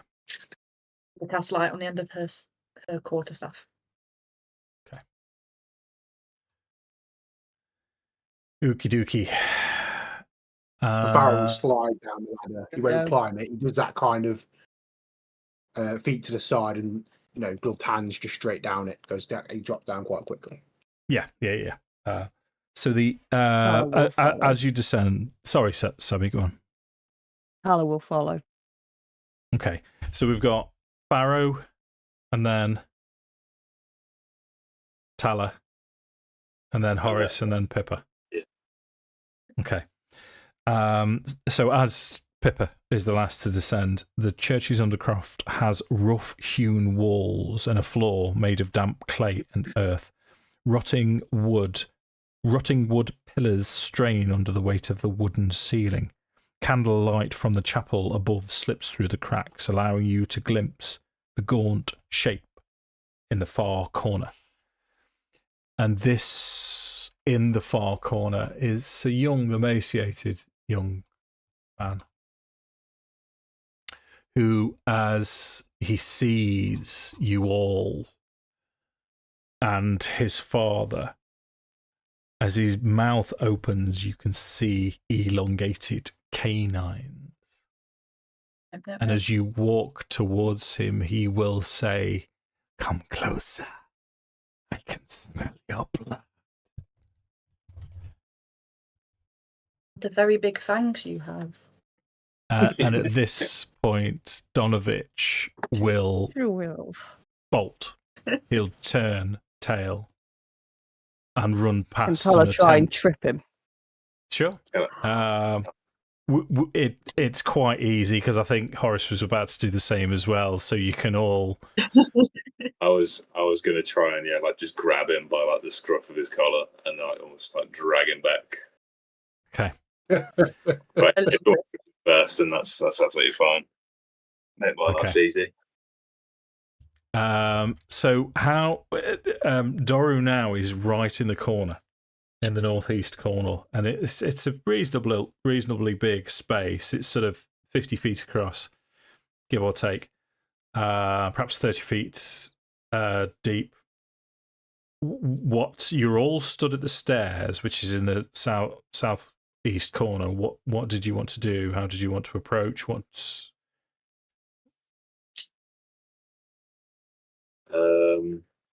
So have we got hold of Donovich? Yeah, so Yeah. Farrow will draw his short sword. Before anybody can try and do anything untoward, is this creature within 60 feet of me? Sure. I would like to attempt. So I assume I can see he is undead. Yeah. I would like to attempt to captivate undead. Okay. What is that?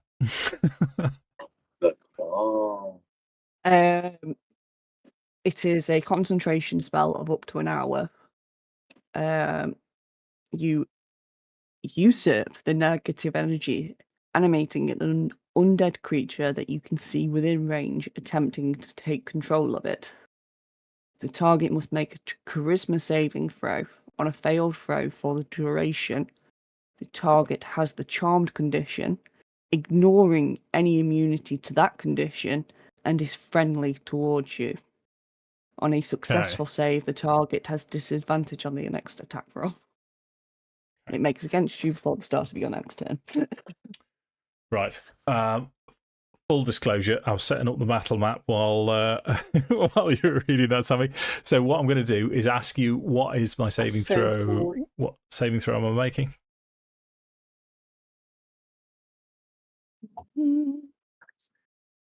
It would be nice if it told me, actually. So it was charisma saving throw. Charisma save, gotcha. But I would like it to tell me. Your DC will be on your spell page. So if you click on spell, it's on your character sheet. It's at the top. You have modify, spell attack, and save DC. Right. 14.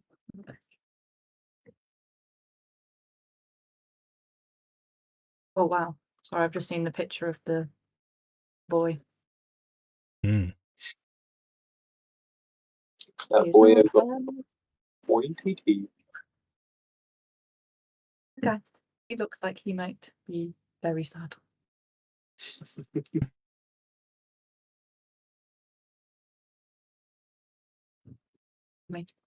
Was he? He said he was kind of like backed up in the corner as well. Is he like chained up? No, he's perfectly free and able, just sort of in a defensive crouch in the corner. Captivate undead. So your spell save DC is 40. 14. Okay. You use something undead.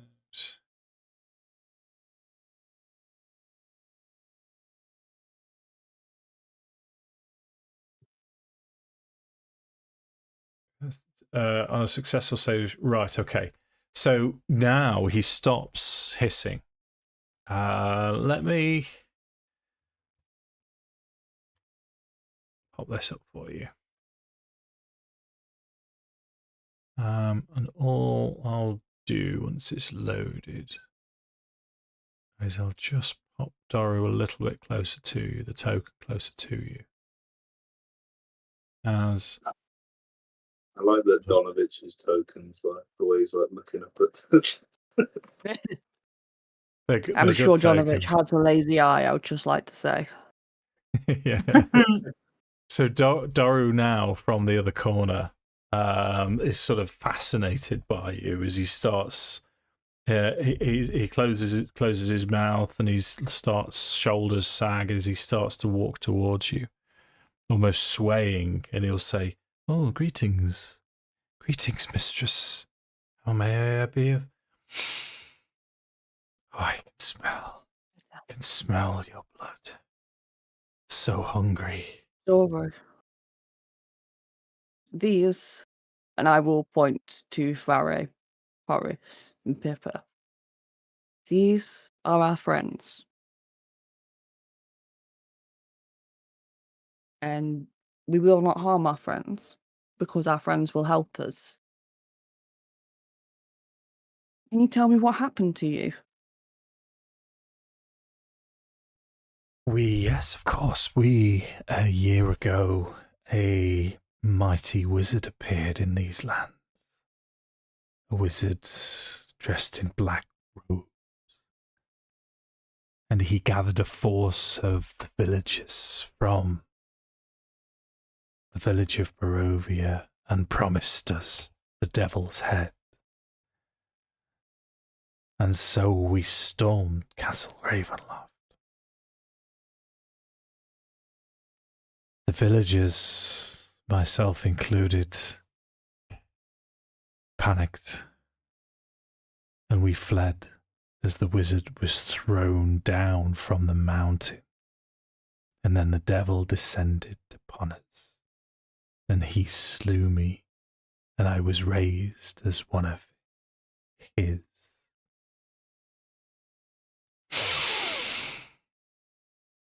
I can smell blood. I need blood. I'm sure we can figure that solution out for you shortly. Do you know why the devil turned you? Did he say why he sent you back?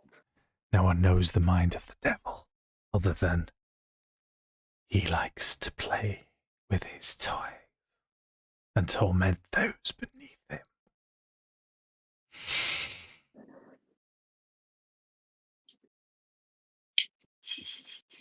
I think. Does anyone have any questions?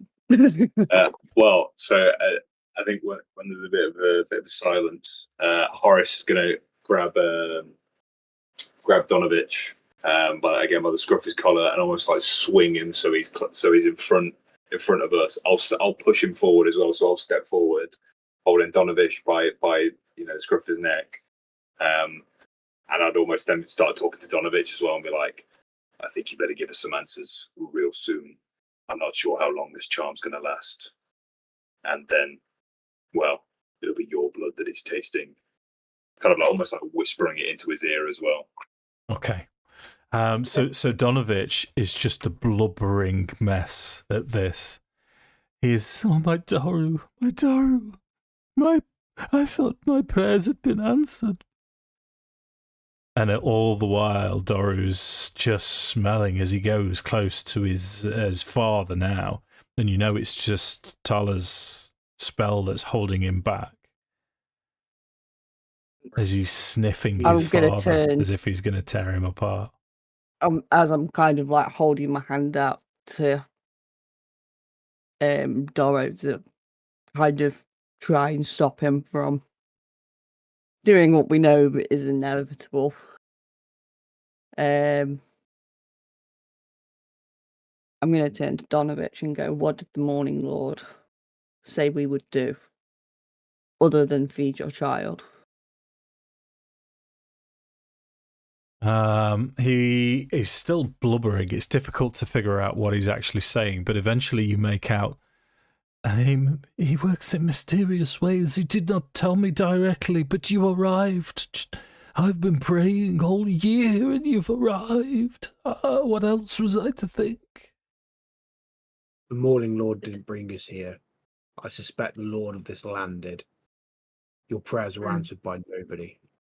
I suggest we leave. I have no interest in slaying this boy, but if we do not get out of here, we are going to have to. Agreed. What of the next chosen by his Morning Lord sent down here to their deaths? What then? I think he's lying. There's no way that it's been a year since he's been fed. We didn't think of that. I will not feed, despite this fool's. I will not knowingly feed him to a monster.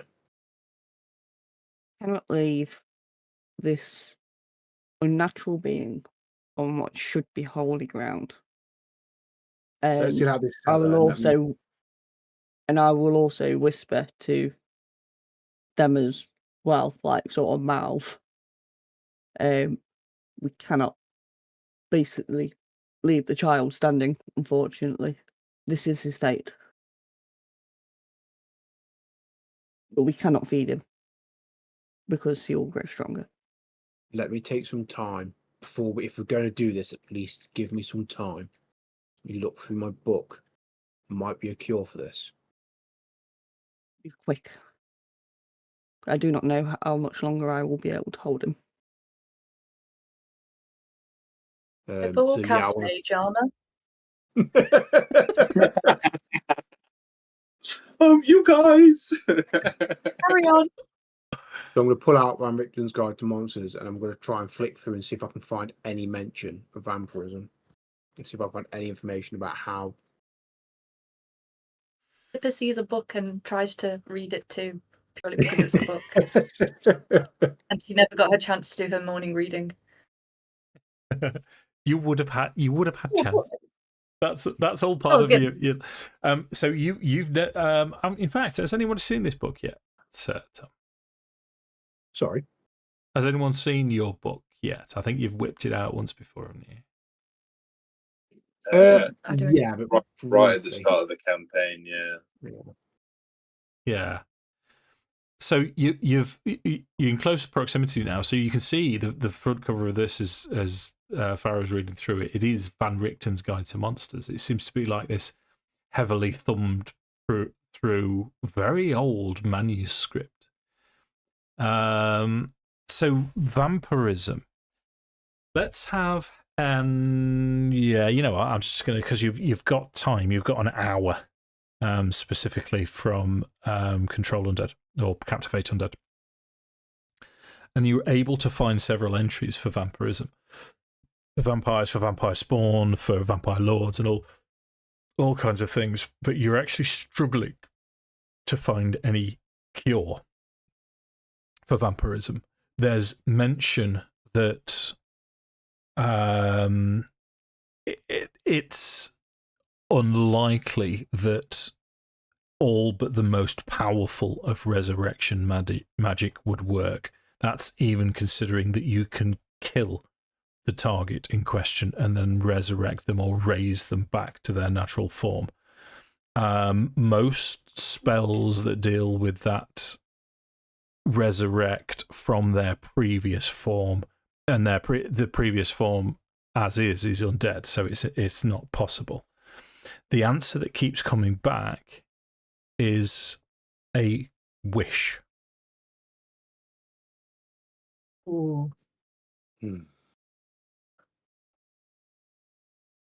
Van Richten's only answer to vampirism is a wish spell.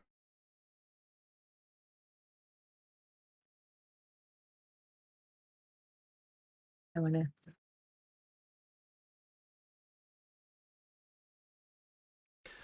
But as part of your reading, you do find out that all vampires have weaknesses. They most of it you've already been informed of anyway. Strahd is that arrogant that he doesn't make it a secret that vampires can't enter a residence without an invitation. If they enter running water, they take damage as if they were in acid. A stake through the heart incapacitates if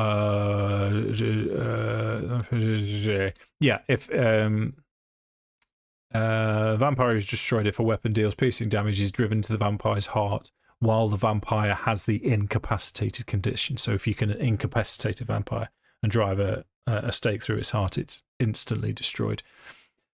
Sunlight, and you raise a wry smile as you've been told that sunlight hasn't appeared in Barovia for the past 400 years, would damage a vampire.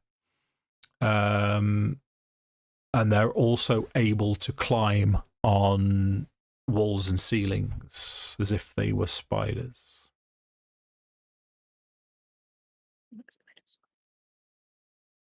But that's everything you discover about the nature of specifically vampire spawn.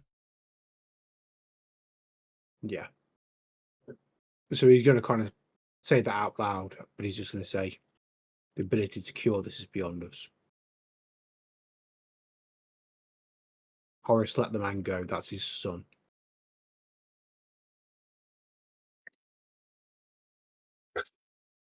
Fine. And then it'll just almost like shove him off to the side.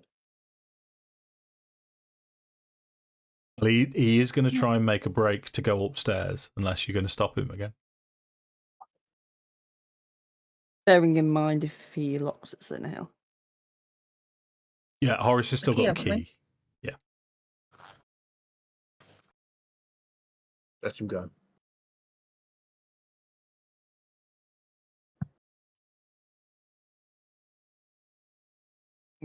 Tala is simply going to argue. This isn't ideal, but Boy's fate has been sealed. There is nothing we can do for him. I don't like it, but we can't leave him here. We can't risk any more villagers being fed, any villager being fed to this creature. I do not wish to kill this child, but I don't see another way. But thank you for giving me the time to look. I'm sorry. There is nothing more we can do. I think Horace, just for like the confirmation as well, would turn to Doru and just say, when was the last time you were fed? Yeah. I did keep him. Oh. And what was it that you ate the last time you were fed?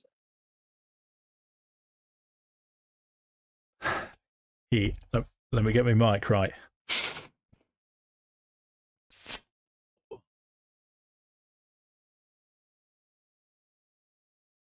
Is he smiling like that? Yep. Oh, shit.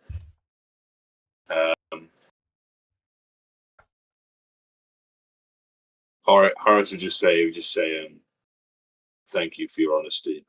And then he's pulling out his grey sword and he's gonna swing. Okay. Yes. Let's roll initiative. Go! Woohoo! I guess the best. So exciting for everybody. God damn it, why does my thing always go? Tools. Oh no. That's not what I like. Okay, so you can all see what's about to happen.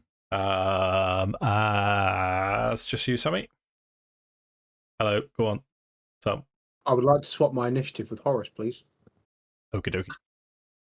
Because I can, because I have the feat to do so, and I'm going to do it. Let's go. Thank Okay. you. Let's do this. And keep in also, mind that I next can do that. So if you think that there's a benefit to you going before me, which with my Mr. abilities actually there is, Yeah. speak up and I'm quite happy to swap with you initiative. Can you assign me, please, Mr. DM? Oh, have you got a different name? Oh, yeah. 1 second. Right. Let me just. I'll have to save your token again, Sammi. Just give me 1 second. I'm sorry. That's okay. In fairness, I think because I copied this token from a different map. Your other one, the one that, if I'm not being lazy, has got both on it, so remember it for next time. Right, where did I put my PCs? Sorry. There we go. 2 seconds. Okay, go for it. Yay! Oh, Okay, so it's Horace that acts Lol. first. Let's go. Yeah. Big old swing. I'm just gonna. Yeah, I'm literally gonna swing like straight for his neck. Okay, go for it. Please make it good. Yes, a 21 to hit. 21 hits. Woo! Your damage is. Yeah, man. X savage attack roll my damage twice. Take the highest. That's a 9. That is a 12 for 12 damage. You're going to take the 12? Yes, please, sir. Okay, anything else?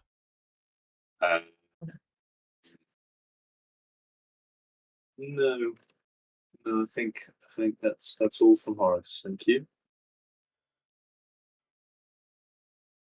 Okay. Doru's turn. Doru now, let me just read on a if you or any of your allies damage the target or force it to make a saving throw, the spell ends. So the spell has ended. As it ends, it blinks into recognition and looks towards Tala.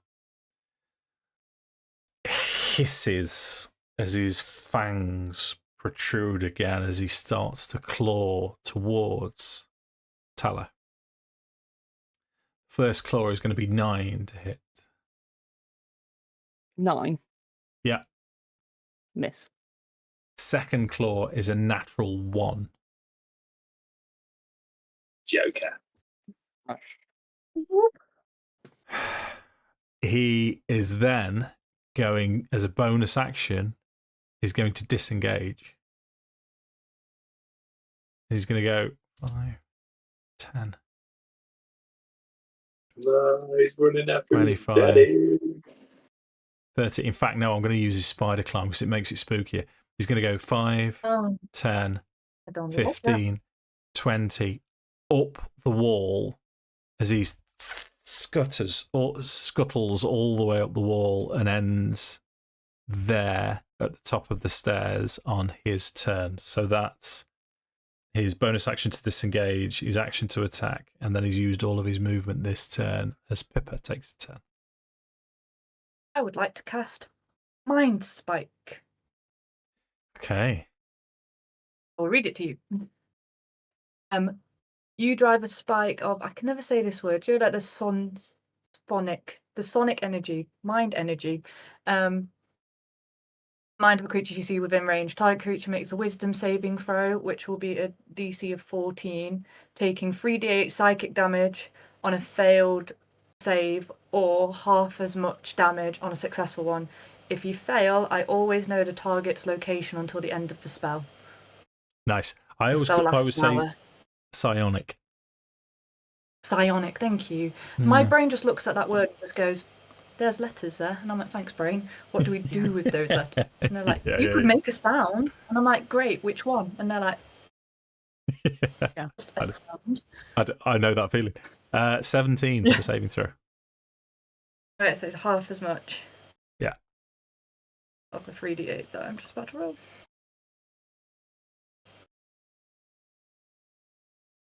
Oh.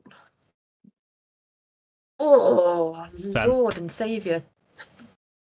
20, so 10. That's a good roll though. Anything else? And everyone can move through Pippa's square, fine. It's on the run. Yeah, she's gonna hang fire, stay where she is. Okay. Farrow. So Farrow, as a bonus action, is going to Hunter's Mark him. Okay. Oh, perfect. Done.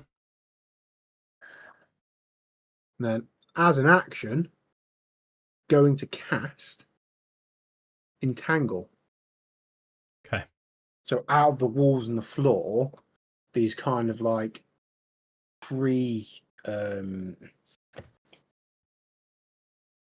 roots. That's what I'm looking for. Tree roots are just going to come out of all directions and try and grab Doru. So it is a strength saving throw or athletic. No, sorry, strength. It's athletics check against my spell save DC. 22. Oh yeah, he succeeds. Okay. Amazing. Is Entangle a concentration spell? Yes, it is. And the area in the 20-foot square is now difficult to terrain. Okay. So I would probably instantly drop concentration because that's going to make it harder for us to get him is the problem. Because it's not going to stop him really from going anywhere now. Okay. And I believe we've had this conversation before, and I am going to be that horrible, horrible dungeon master. Hunter's Mark drops. Yeah, no, to be fair, yeah, that's my fault because I should know. Okay. So that's fair. So you're going to drop concentration as well?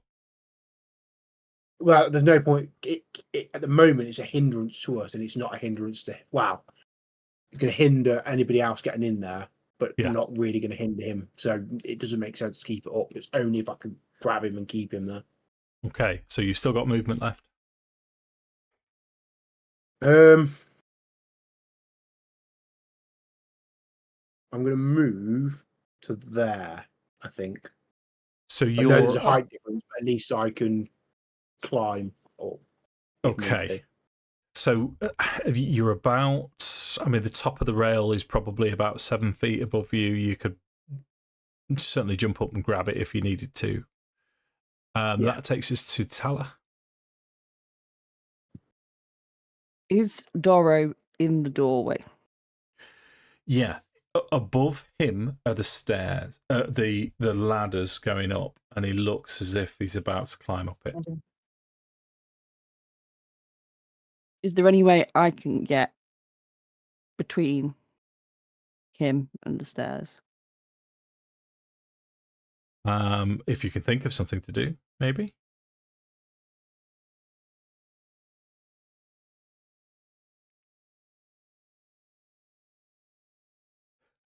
That was a horrible answer. What a horrible, horrible dungeon master I seem to Well, have DM. Well, turned into this horrible, evening. horrible DM.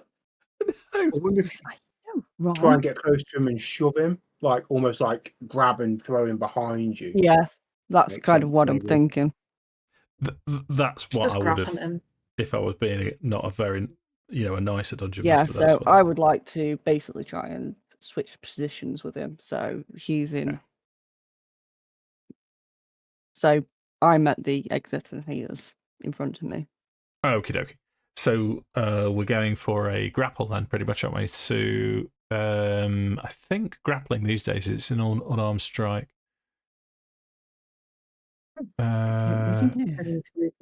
Grapple. Target must Target must succeed. succeed. Strength or dexterity it chooses. Saving throw is DC 8 plus proficiency bonus plus strength. Wait.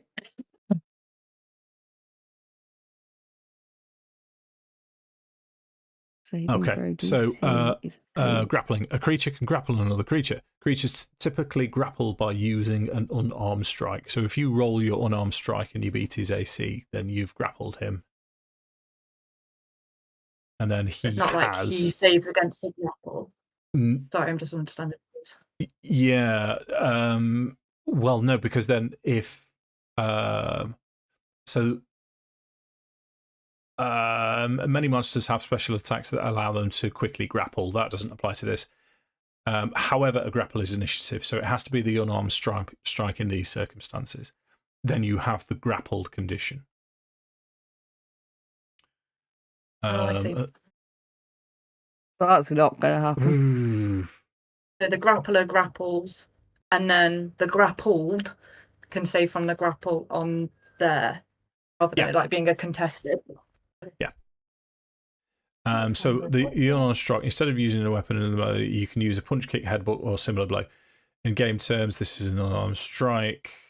A melee attack that involves you using your body to damage, grapple, or shove a target within 5 feet of you.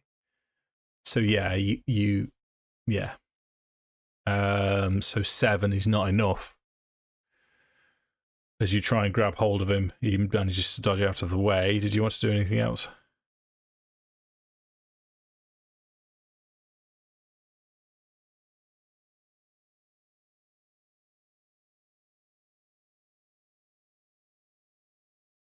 Oh no.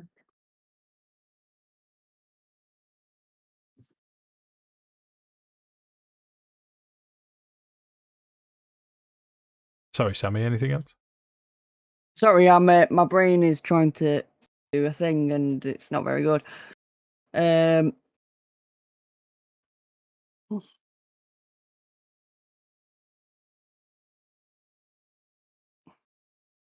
would have been. Is that classed as an action or a bonus action to action for unarmed strike?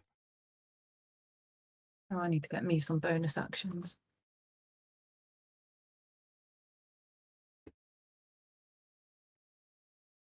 At this point, I shall just cast spiritual weapon.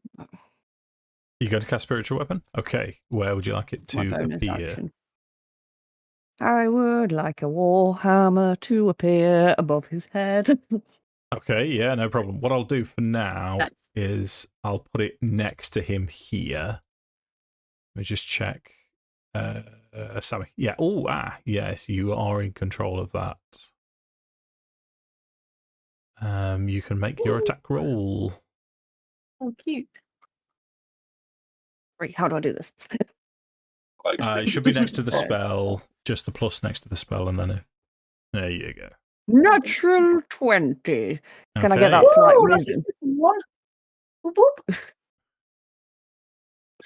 It should have changed the damage automatically then, so it should be 2d8 plus your plus 4 probably. Yes, it does. Nice. Oh! Wow. Lord. Fucking hell. I think that's full damage. That's max damage. Damn, girl. That makes me so happy inside. Nice. Oh. So Horace, your turn. Yeah. I'm the attention seeker today.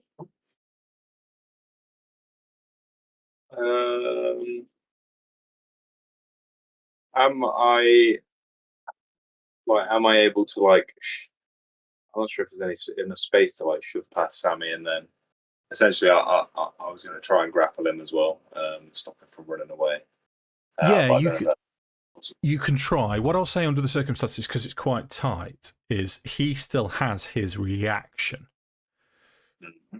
So for you to step into that space, you would have to step back. So if you're unable to grapple him, I'm going to give him an opportunity attack against you, but I will let you know that beforehand if you decide to commit to trying to grapple him. Yeah. Okay. Yeah. Right. So move yourself up to there for now, and then make your unarmed strike. You. So just make it like an attack, just an unarmed strike. Just an unarmed strike. Yeah, man. Plus. Oh, one second. So I am going to use my Channel Divinity, Vow of Enmity. So when I take an attack action, I can expend one use of the Channel Divinity, utter the Vow of Enmity against a creature you can see within 30 foot, and then I have advantage on attack rolls against that creature for 1 minute. Okay. So essentially, Horace is going to step up and just be like, it will just be like, I will not allow you to harm any more women or children. Before almost just swinging his arms out and just trying to wrap him up in his arms. Okay. Righto. Advantage. Roll. Yeah, it's a nat 20, baby. Okay, you got him. Lord, yeah. Boom. Oh, blimey. So what we'll do is we'll change things around slightly. Pippa, unfortunately, you're sort of bundled out of the way as Horace gets Doru to the bottom. We'll put you that way so it's a little bit more obvious. Thank you. Yeah, perhaps there. As Doru, as Doru is grappled. That's your action and your movement. Then, Josh, if you're happy with that. Anything else? Yeah, absolutely. Acciones in movement. I'm also.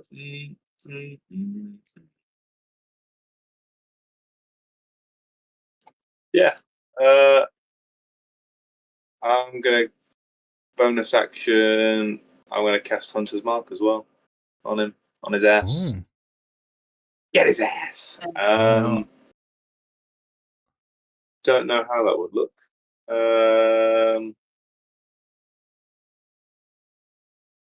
I almost like to think he'd kind of while I've grappled him, I'd almost wave my hand over his face, and this kind of ghostly green kind of flame almost burns across his head. Nice. And again, I think it's almost not fully intentional from Horace. He almost just kind of wrestling with it, and then it's kind of as he's struggling against it, he's almost getting angry, and then it almost this anger manifests as the Hunter's Mark, and kind of brandishes across his forehead. Tidy. Nice. So Doru now is incensed by this, and he starts as you're grappling him. As your arms across him, you can see him, his mouth moving towards your arm.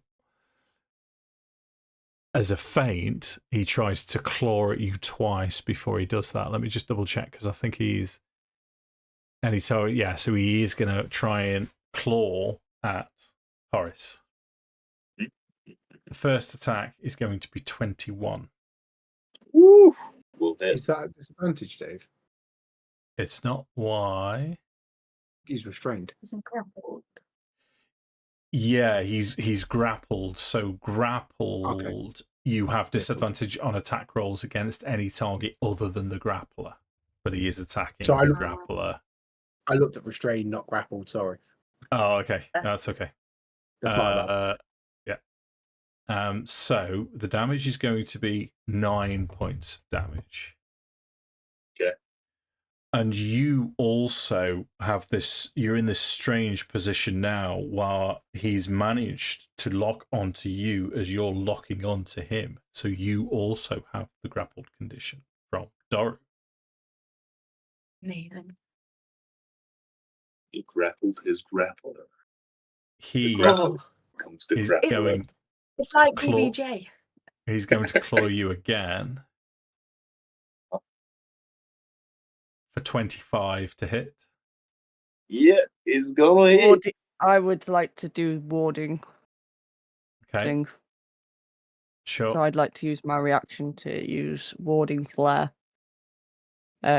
So there's just going to be this bright flash of white light, and it imposes a disadvantage onto the roll, Okay. onto the attack roll. I believe I'll allow it this time. I believe that has to be declared before the attack roll is made. You don't have to use it this time, then. No, I don't mind because it's the first time we've used it. But for future reference, we'll remember to use it. For the disadvantage roll was still an 18, so it's still going to hit. Yeah, it's still hits either way. And that's going to be another 8 points of slashing damage. Okie smoky. I would then need you to make a Constitution saving throw, please. Is this for the bite? Yeah. Is the bite just a Constitution thing? It's Nothing a that Constitution. Oh, so you don't have to roll to bite. You can just bite. I'm afraid so. We're learning vampire spawns for the first time. This is a Constitution saving throw for a particular DC that I'm not going to tell you out loud, for a willing creature or anything that has the grappled, incapacitated, or strained condition. So what? It's what? Am I on a disadvantage, or is it like normal Constitution saving throw, please? Okay, just because, but he can do that because I'm grappled. Correct. Right. Okay. And just to clarify as well, heroic inspiration. Do I have to? If I was going to use that, would I have to declare that before, or is that like I can roll? Nope. See the result? Heroic inspiration is new, so you can roll first and then declare you're going to use heroic inspiration to reroll. Oh boy. Okay. All right. Cool. Let's go. Con save. Oh shit. I would like to use heroic inspiration, please. For the love of God, please do. Go for it. Well, now that we've got that out of our system. Alright, it's better. 16. 16, okay. So as he goes to try and bite you, as he's shrugged you round, he's managed to twist your wrist over, so your radial pulse is exposed as he tries to clamp down on it. You shove your arm further in and he just clamps onto your armor and doesn't actually manage to pierce.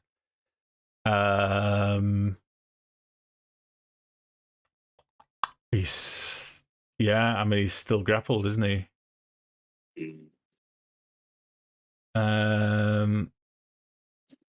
So that takes us to, that's his turn. It's Pippa's turn. This guy is freaky. No, thank you.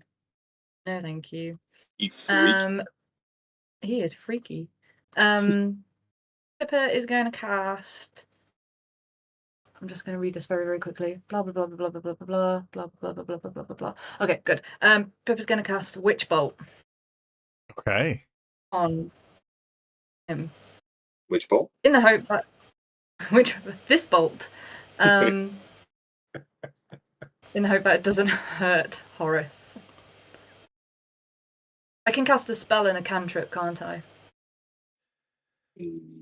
If the cantrip is a bonus action, yeah. Okay, I'll check that in a minute. Casting Witch Bolt. So let's try and hit with it first. Phase 1. 15. 15 just misses. It's a good job I hit. Anyway, next turn. But we've seen this before. Comes out, it hits but doesn't quite grasp, but the electric energy still vibrates around. Yeah. So I can do it on my bonus action next time. Okay. And then forgive me, let me just quickly read. Oh, doesn't matter. It's not a bonus action. It's an action. Okay. Any movement? And then Pippa is going to remove just a touch. So she just needs to be able to from there, she could still see the stairs, couldn't she? Oh, wait, actually. She can still see the stairs from there, can't she? Yeah. Should be able to. Yes, you can, yeah. And she can still see Doru. Yes. Oh, yep. And that is Pippa. Okay. Farrow. So Farrow is going to jump the railing, and as he does so, he's going to get off of my friend. And he's just going to go to town on this guy. Okay, go for it. So going with the silver short sword first. Yeah. Oh, with advantage, because I'm flanking. Okay. That's why I moved to that square.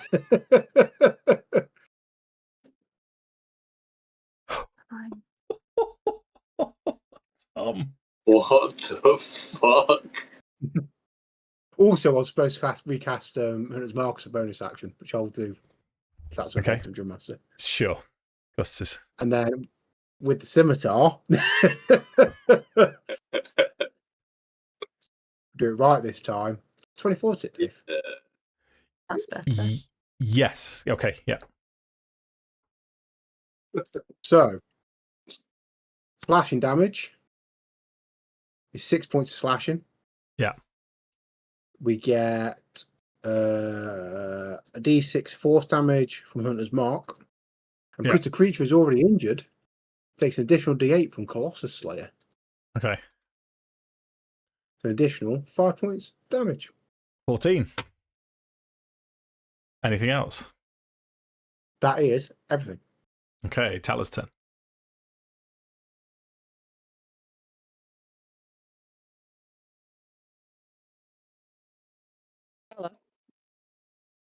Is first of all going to cast Bless on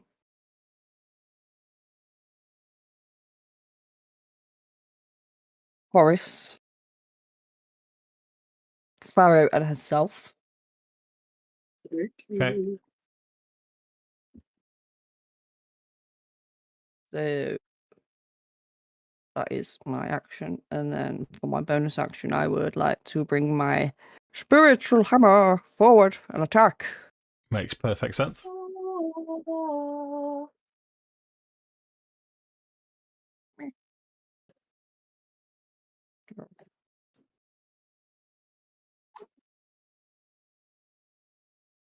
The brain function. Oh no. Ooh, 10. Miss. Horace. Oh yeah, baby.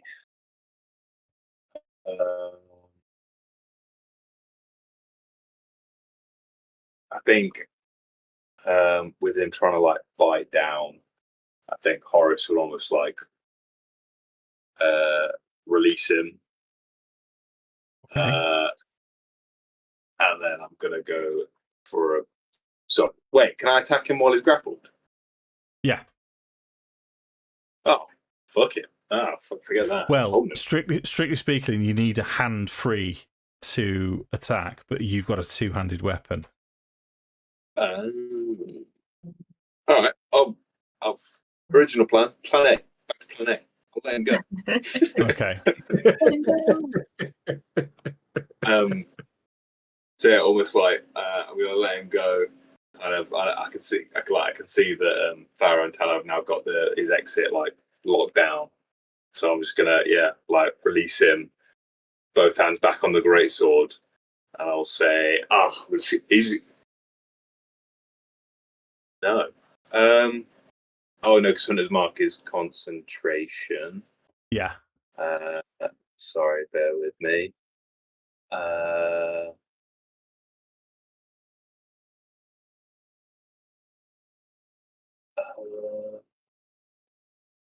No, it's okay. It's okay. Yeah, Horace could be like, bite down on this, motherfucker. Okay.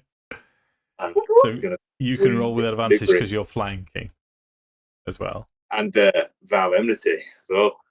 Yeah. Oh, whoa, yeah. More advantage. Yes, please. Secure. Roll it. That's a 23 to hit. 23 hits. Hell yeah. And then I've got Savage Attacker, so we'll roll the damage twice. So nice, I'll roll it twice. And then Hunter's Mark as well, so 10 plus the extra d6 for Hunter's Mark. Ooh. Which is just 2, so that's 12 damage on his head top. Nice. Yeah. Okay. So from above now, you can hear Donovich saying, "My Lord, no, why have you forsaken me? Why have you forsaken me? Save my son." Doru's turn. He still has Horace grappled. Sorry. No, I was going to say, at the end of my turn, is there any chance I could bonus action lay on hands myself? Yeah, of course you can. Thank you. Thank you. If you haven't used your bonus action, that's perfectly acceptable.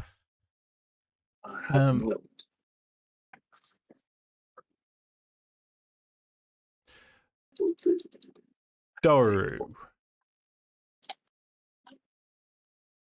Doru. Your barber. So he's grappling. You grapple the grappler. Yeah, let's go for it. Constitution saving throw, please. Josh. I would love to. Is Bless a thing? Yes. Do I have to use Bless now, or can I see the result first and then see the result first? You add it anyway, so roll your d20. You're blessed. Your what's it? 30. I'm gonna add it. D4. Yeah. Like I say, you get it anyway. Oh, okay. 6. Don't know why I did that. What the fuck was that? That's all right. You're 1. So you've passed. Once again, he tries to bite you, but he's missed. He is going to claw you twice. First attack is 23. It's is only going to be 7 points of damage. Second attack is only a 14. Misses. Okay, he's not looking great. It's going to be Pippa's turn. Pippa? She's got easy maths to do. So bonus action for the witch bolt. There's one there. Let me just make sure I'm reading. Yep, 1d12.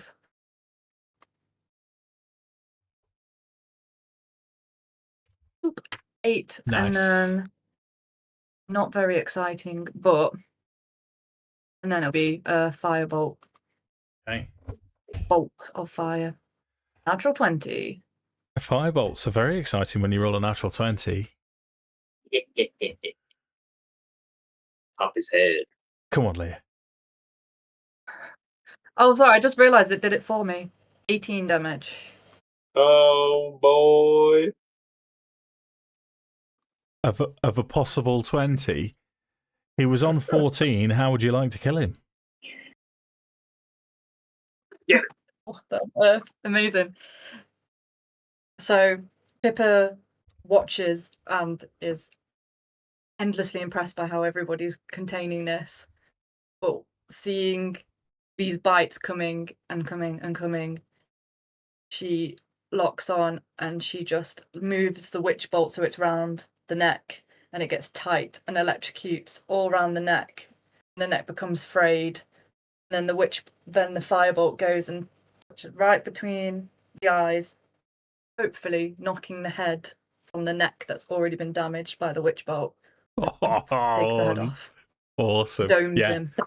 Yeah, it does. As his crumpled form Just before it impacts, you hear him scream, "Father! Father, it's me! Father, I've returned! No, they have killed me! And then from above, you can hear just silence as Pippa takes the head through her arcane arts off this vampire spawn, as everything now goes quiet, just with the light from Tala and Pippa. And after a second, after you catch your breath, for the first time now, you can hear the bell ring from the church tower above you. What would you like to do? I think Tala will approach what's left of Doru and try and basically try and make it a bit more presentable, so he's not just like that, but he's kind of at peace, so to speak. And say, turn to the moon. She will be your guide. Okay. And go back upstairs. And Question. Yeah, go on. This is completely to your discretion, Dave. The mending spell says that you can stitch together water skins. A water skin is created from a dead creature that one may carry water. This is an undead creature within which there is blood, therefore water. Could I put his head back on? Dead body equals water skin. Confirmed. I'm We're not. just bags of water. I'm not completely evil, Leah. You make an Arcana check and go and roll a natural 20. I'll allow it. How does that sound? Damn it! I wish I'd flip him. guidance. It has to be a natural 20 and a natural 4 then. Okay, right. Easy character arc moment. Leah learns You might just put their back on. these back together. What? Yeah, mending. Nope. Oh. Let's have a go. Okay. So close. So far. Sammi, make a medicine check for me. You're not going to stitch it back on. You've had your moment, but just to see if you can make it look presentable. 15. Okay. You can. You're pretty sure you'll be able to remove the corpse without it looking horrific. However, as you make arrangements and you ascend to the main church, to the chapel, the first thing that you see as you enter the main chapel is Donovich hanging by the rope, swinging backwards and forwards. Which is We had it prepared. where we'll end the session this evening, ladies and gentlemen. Nice.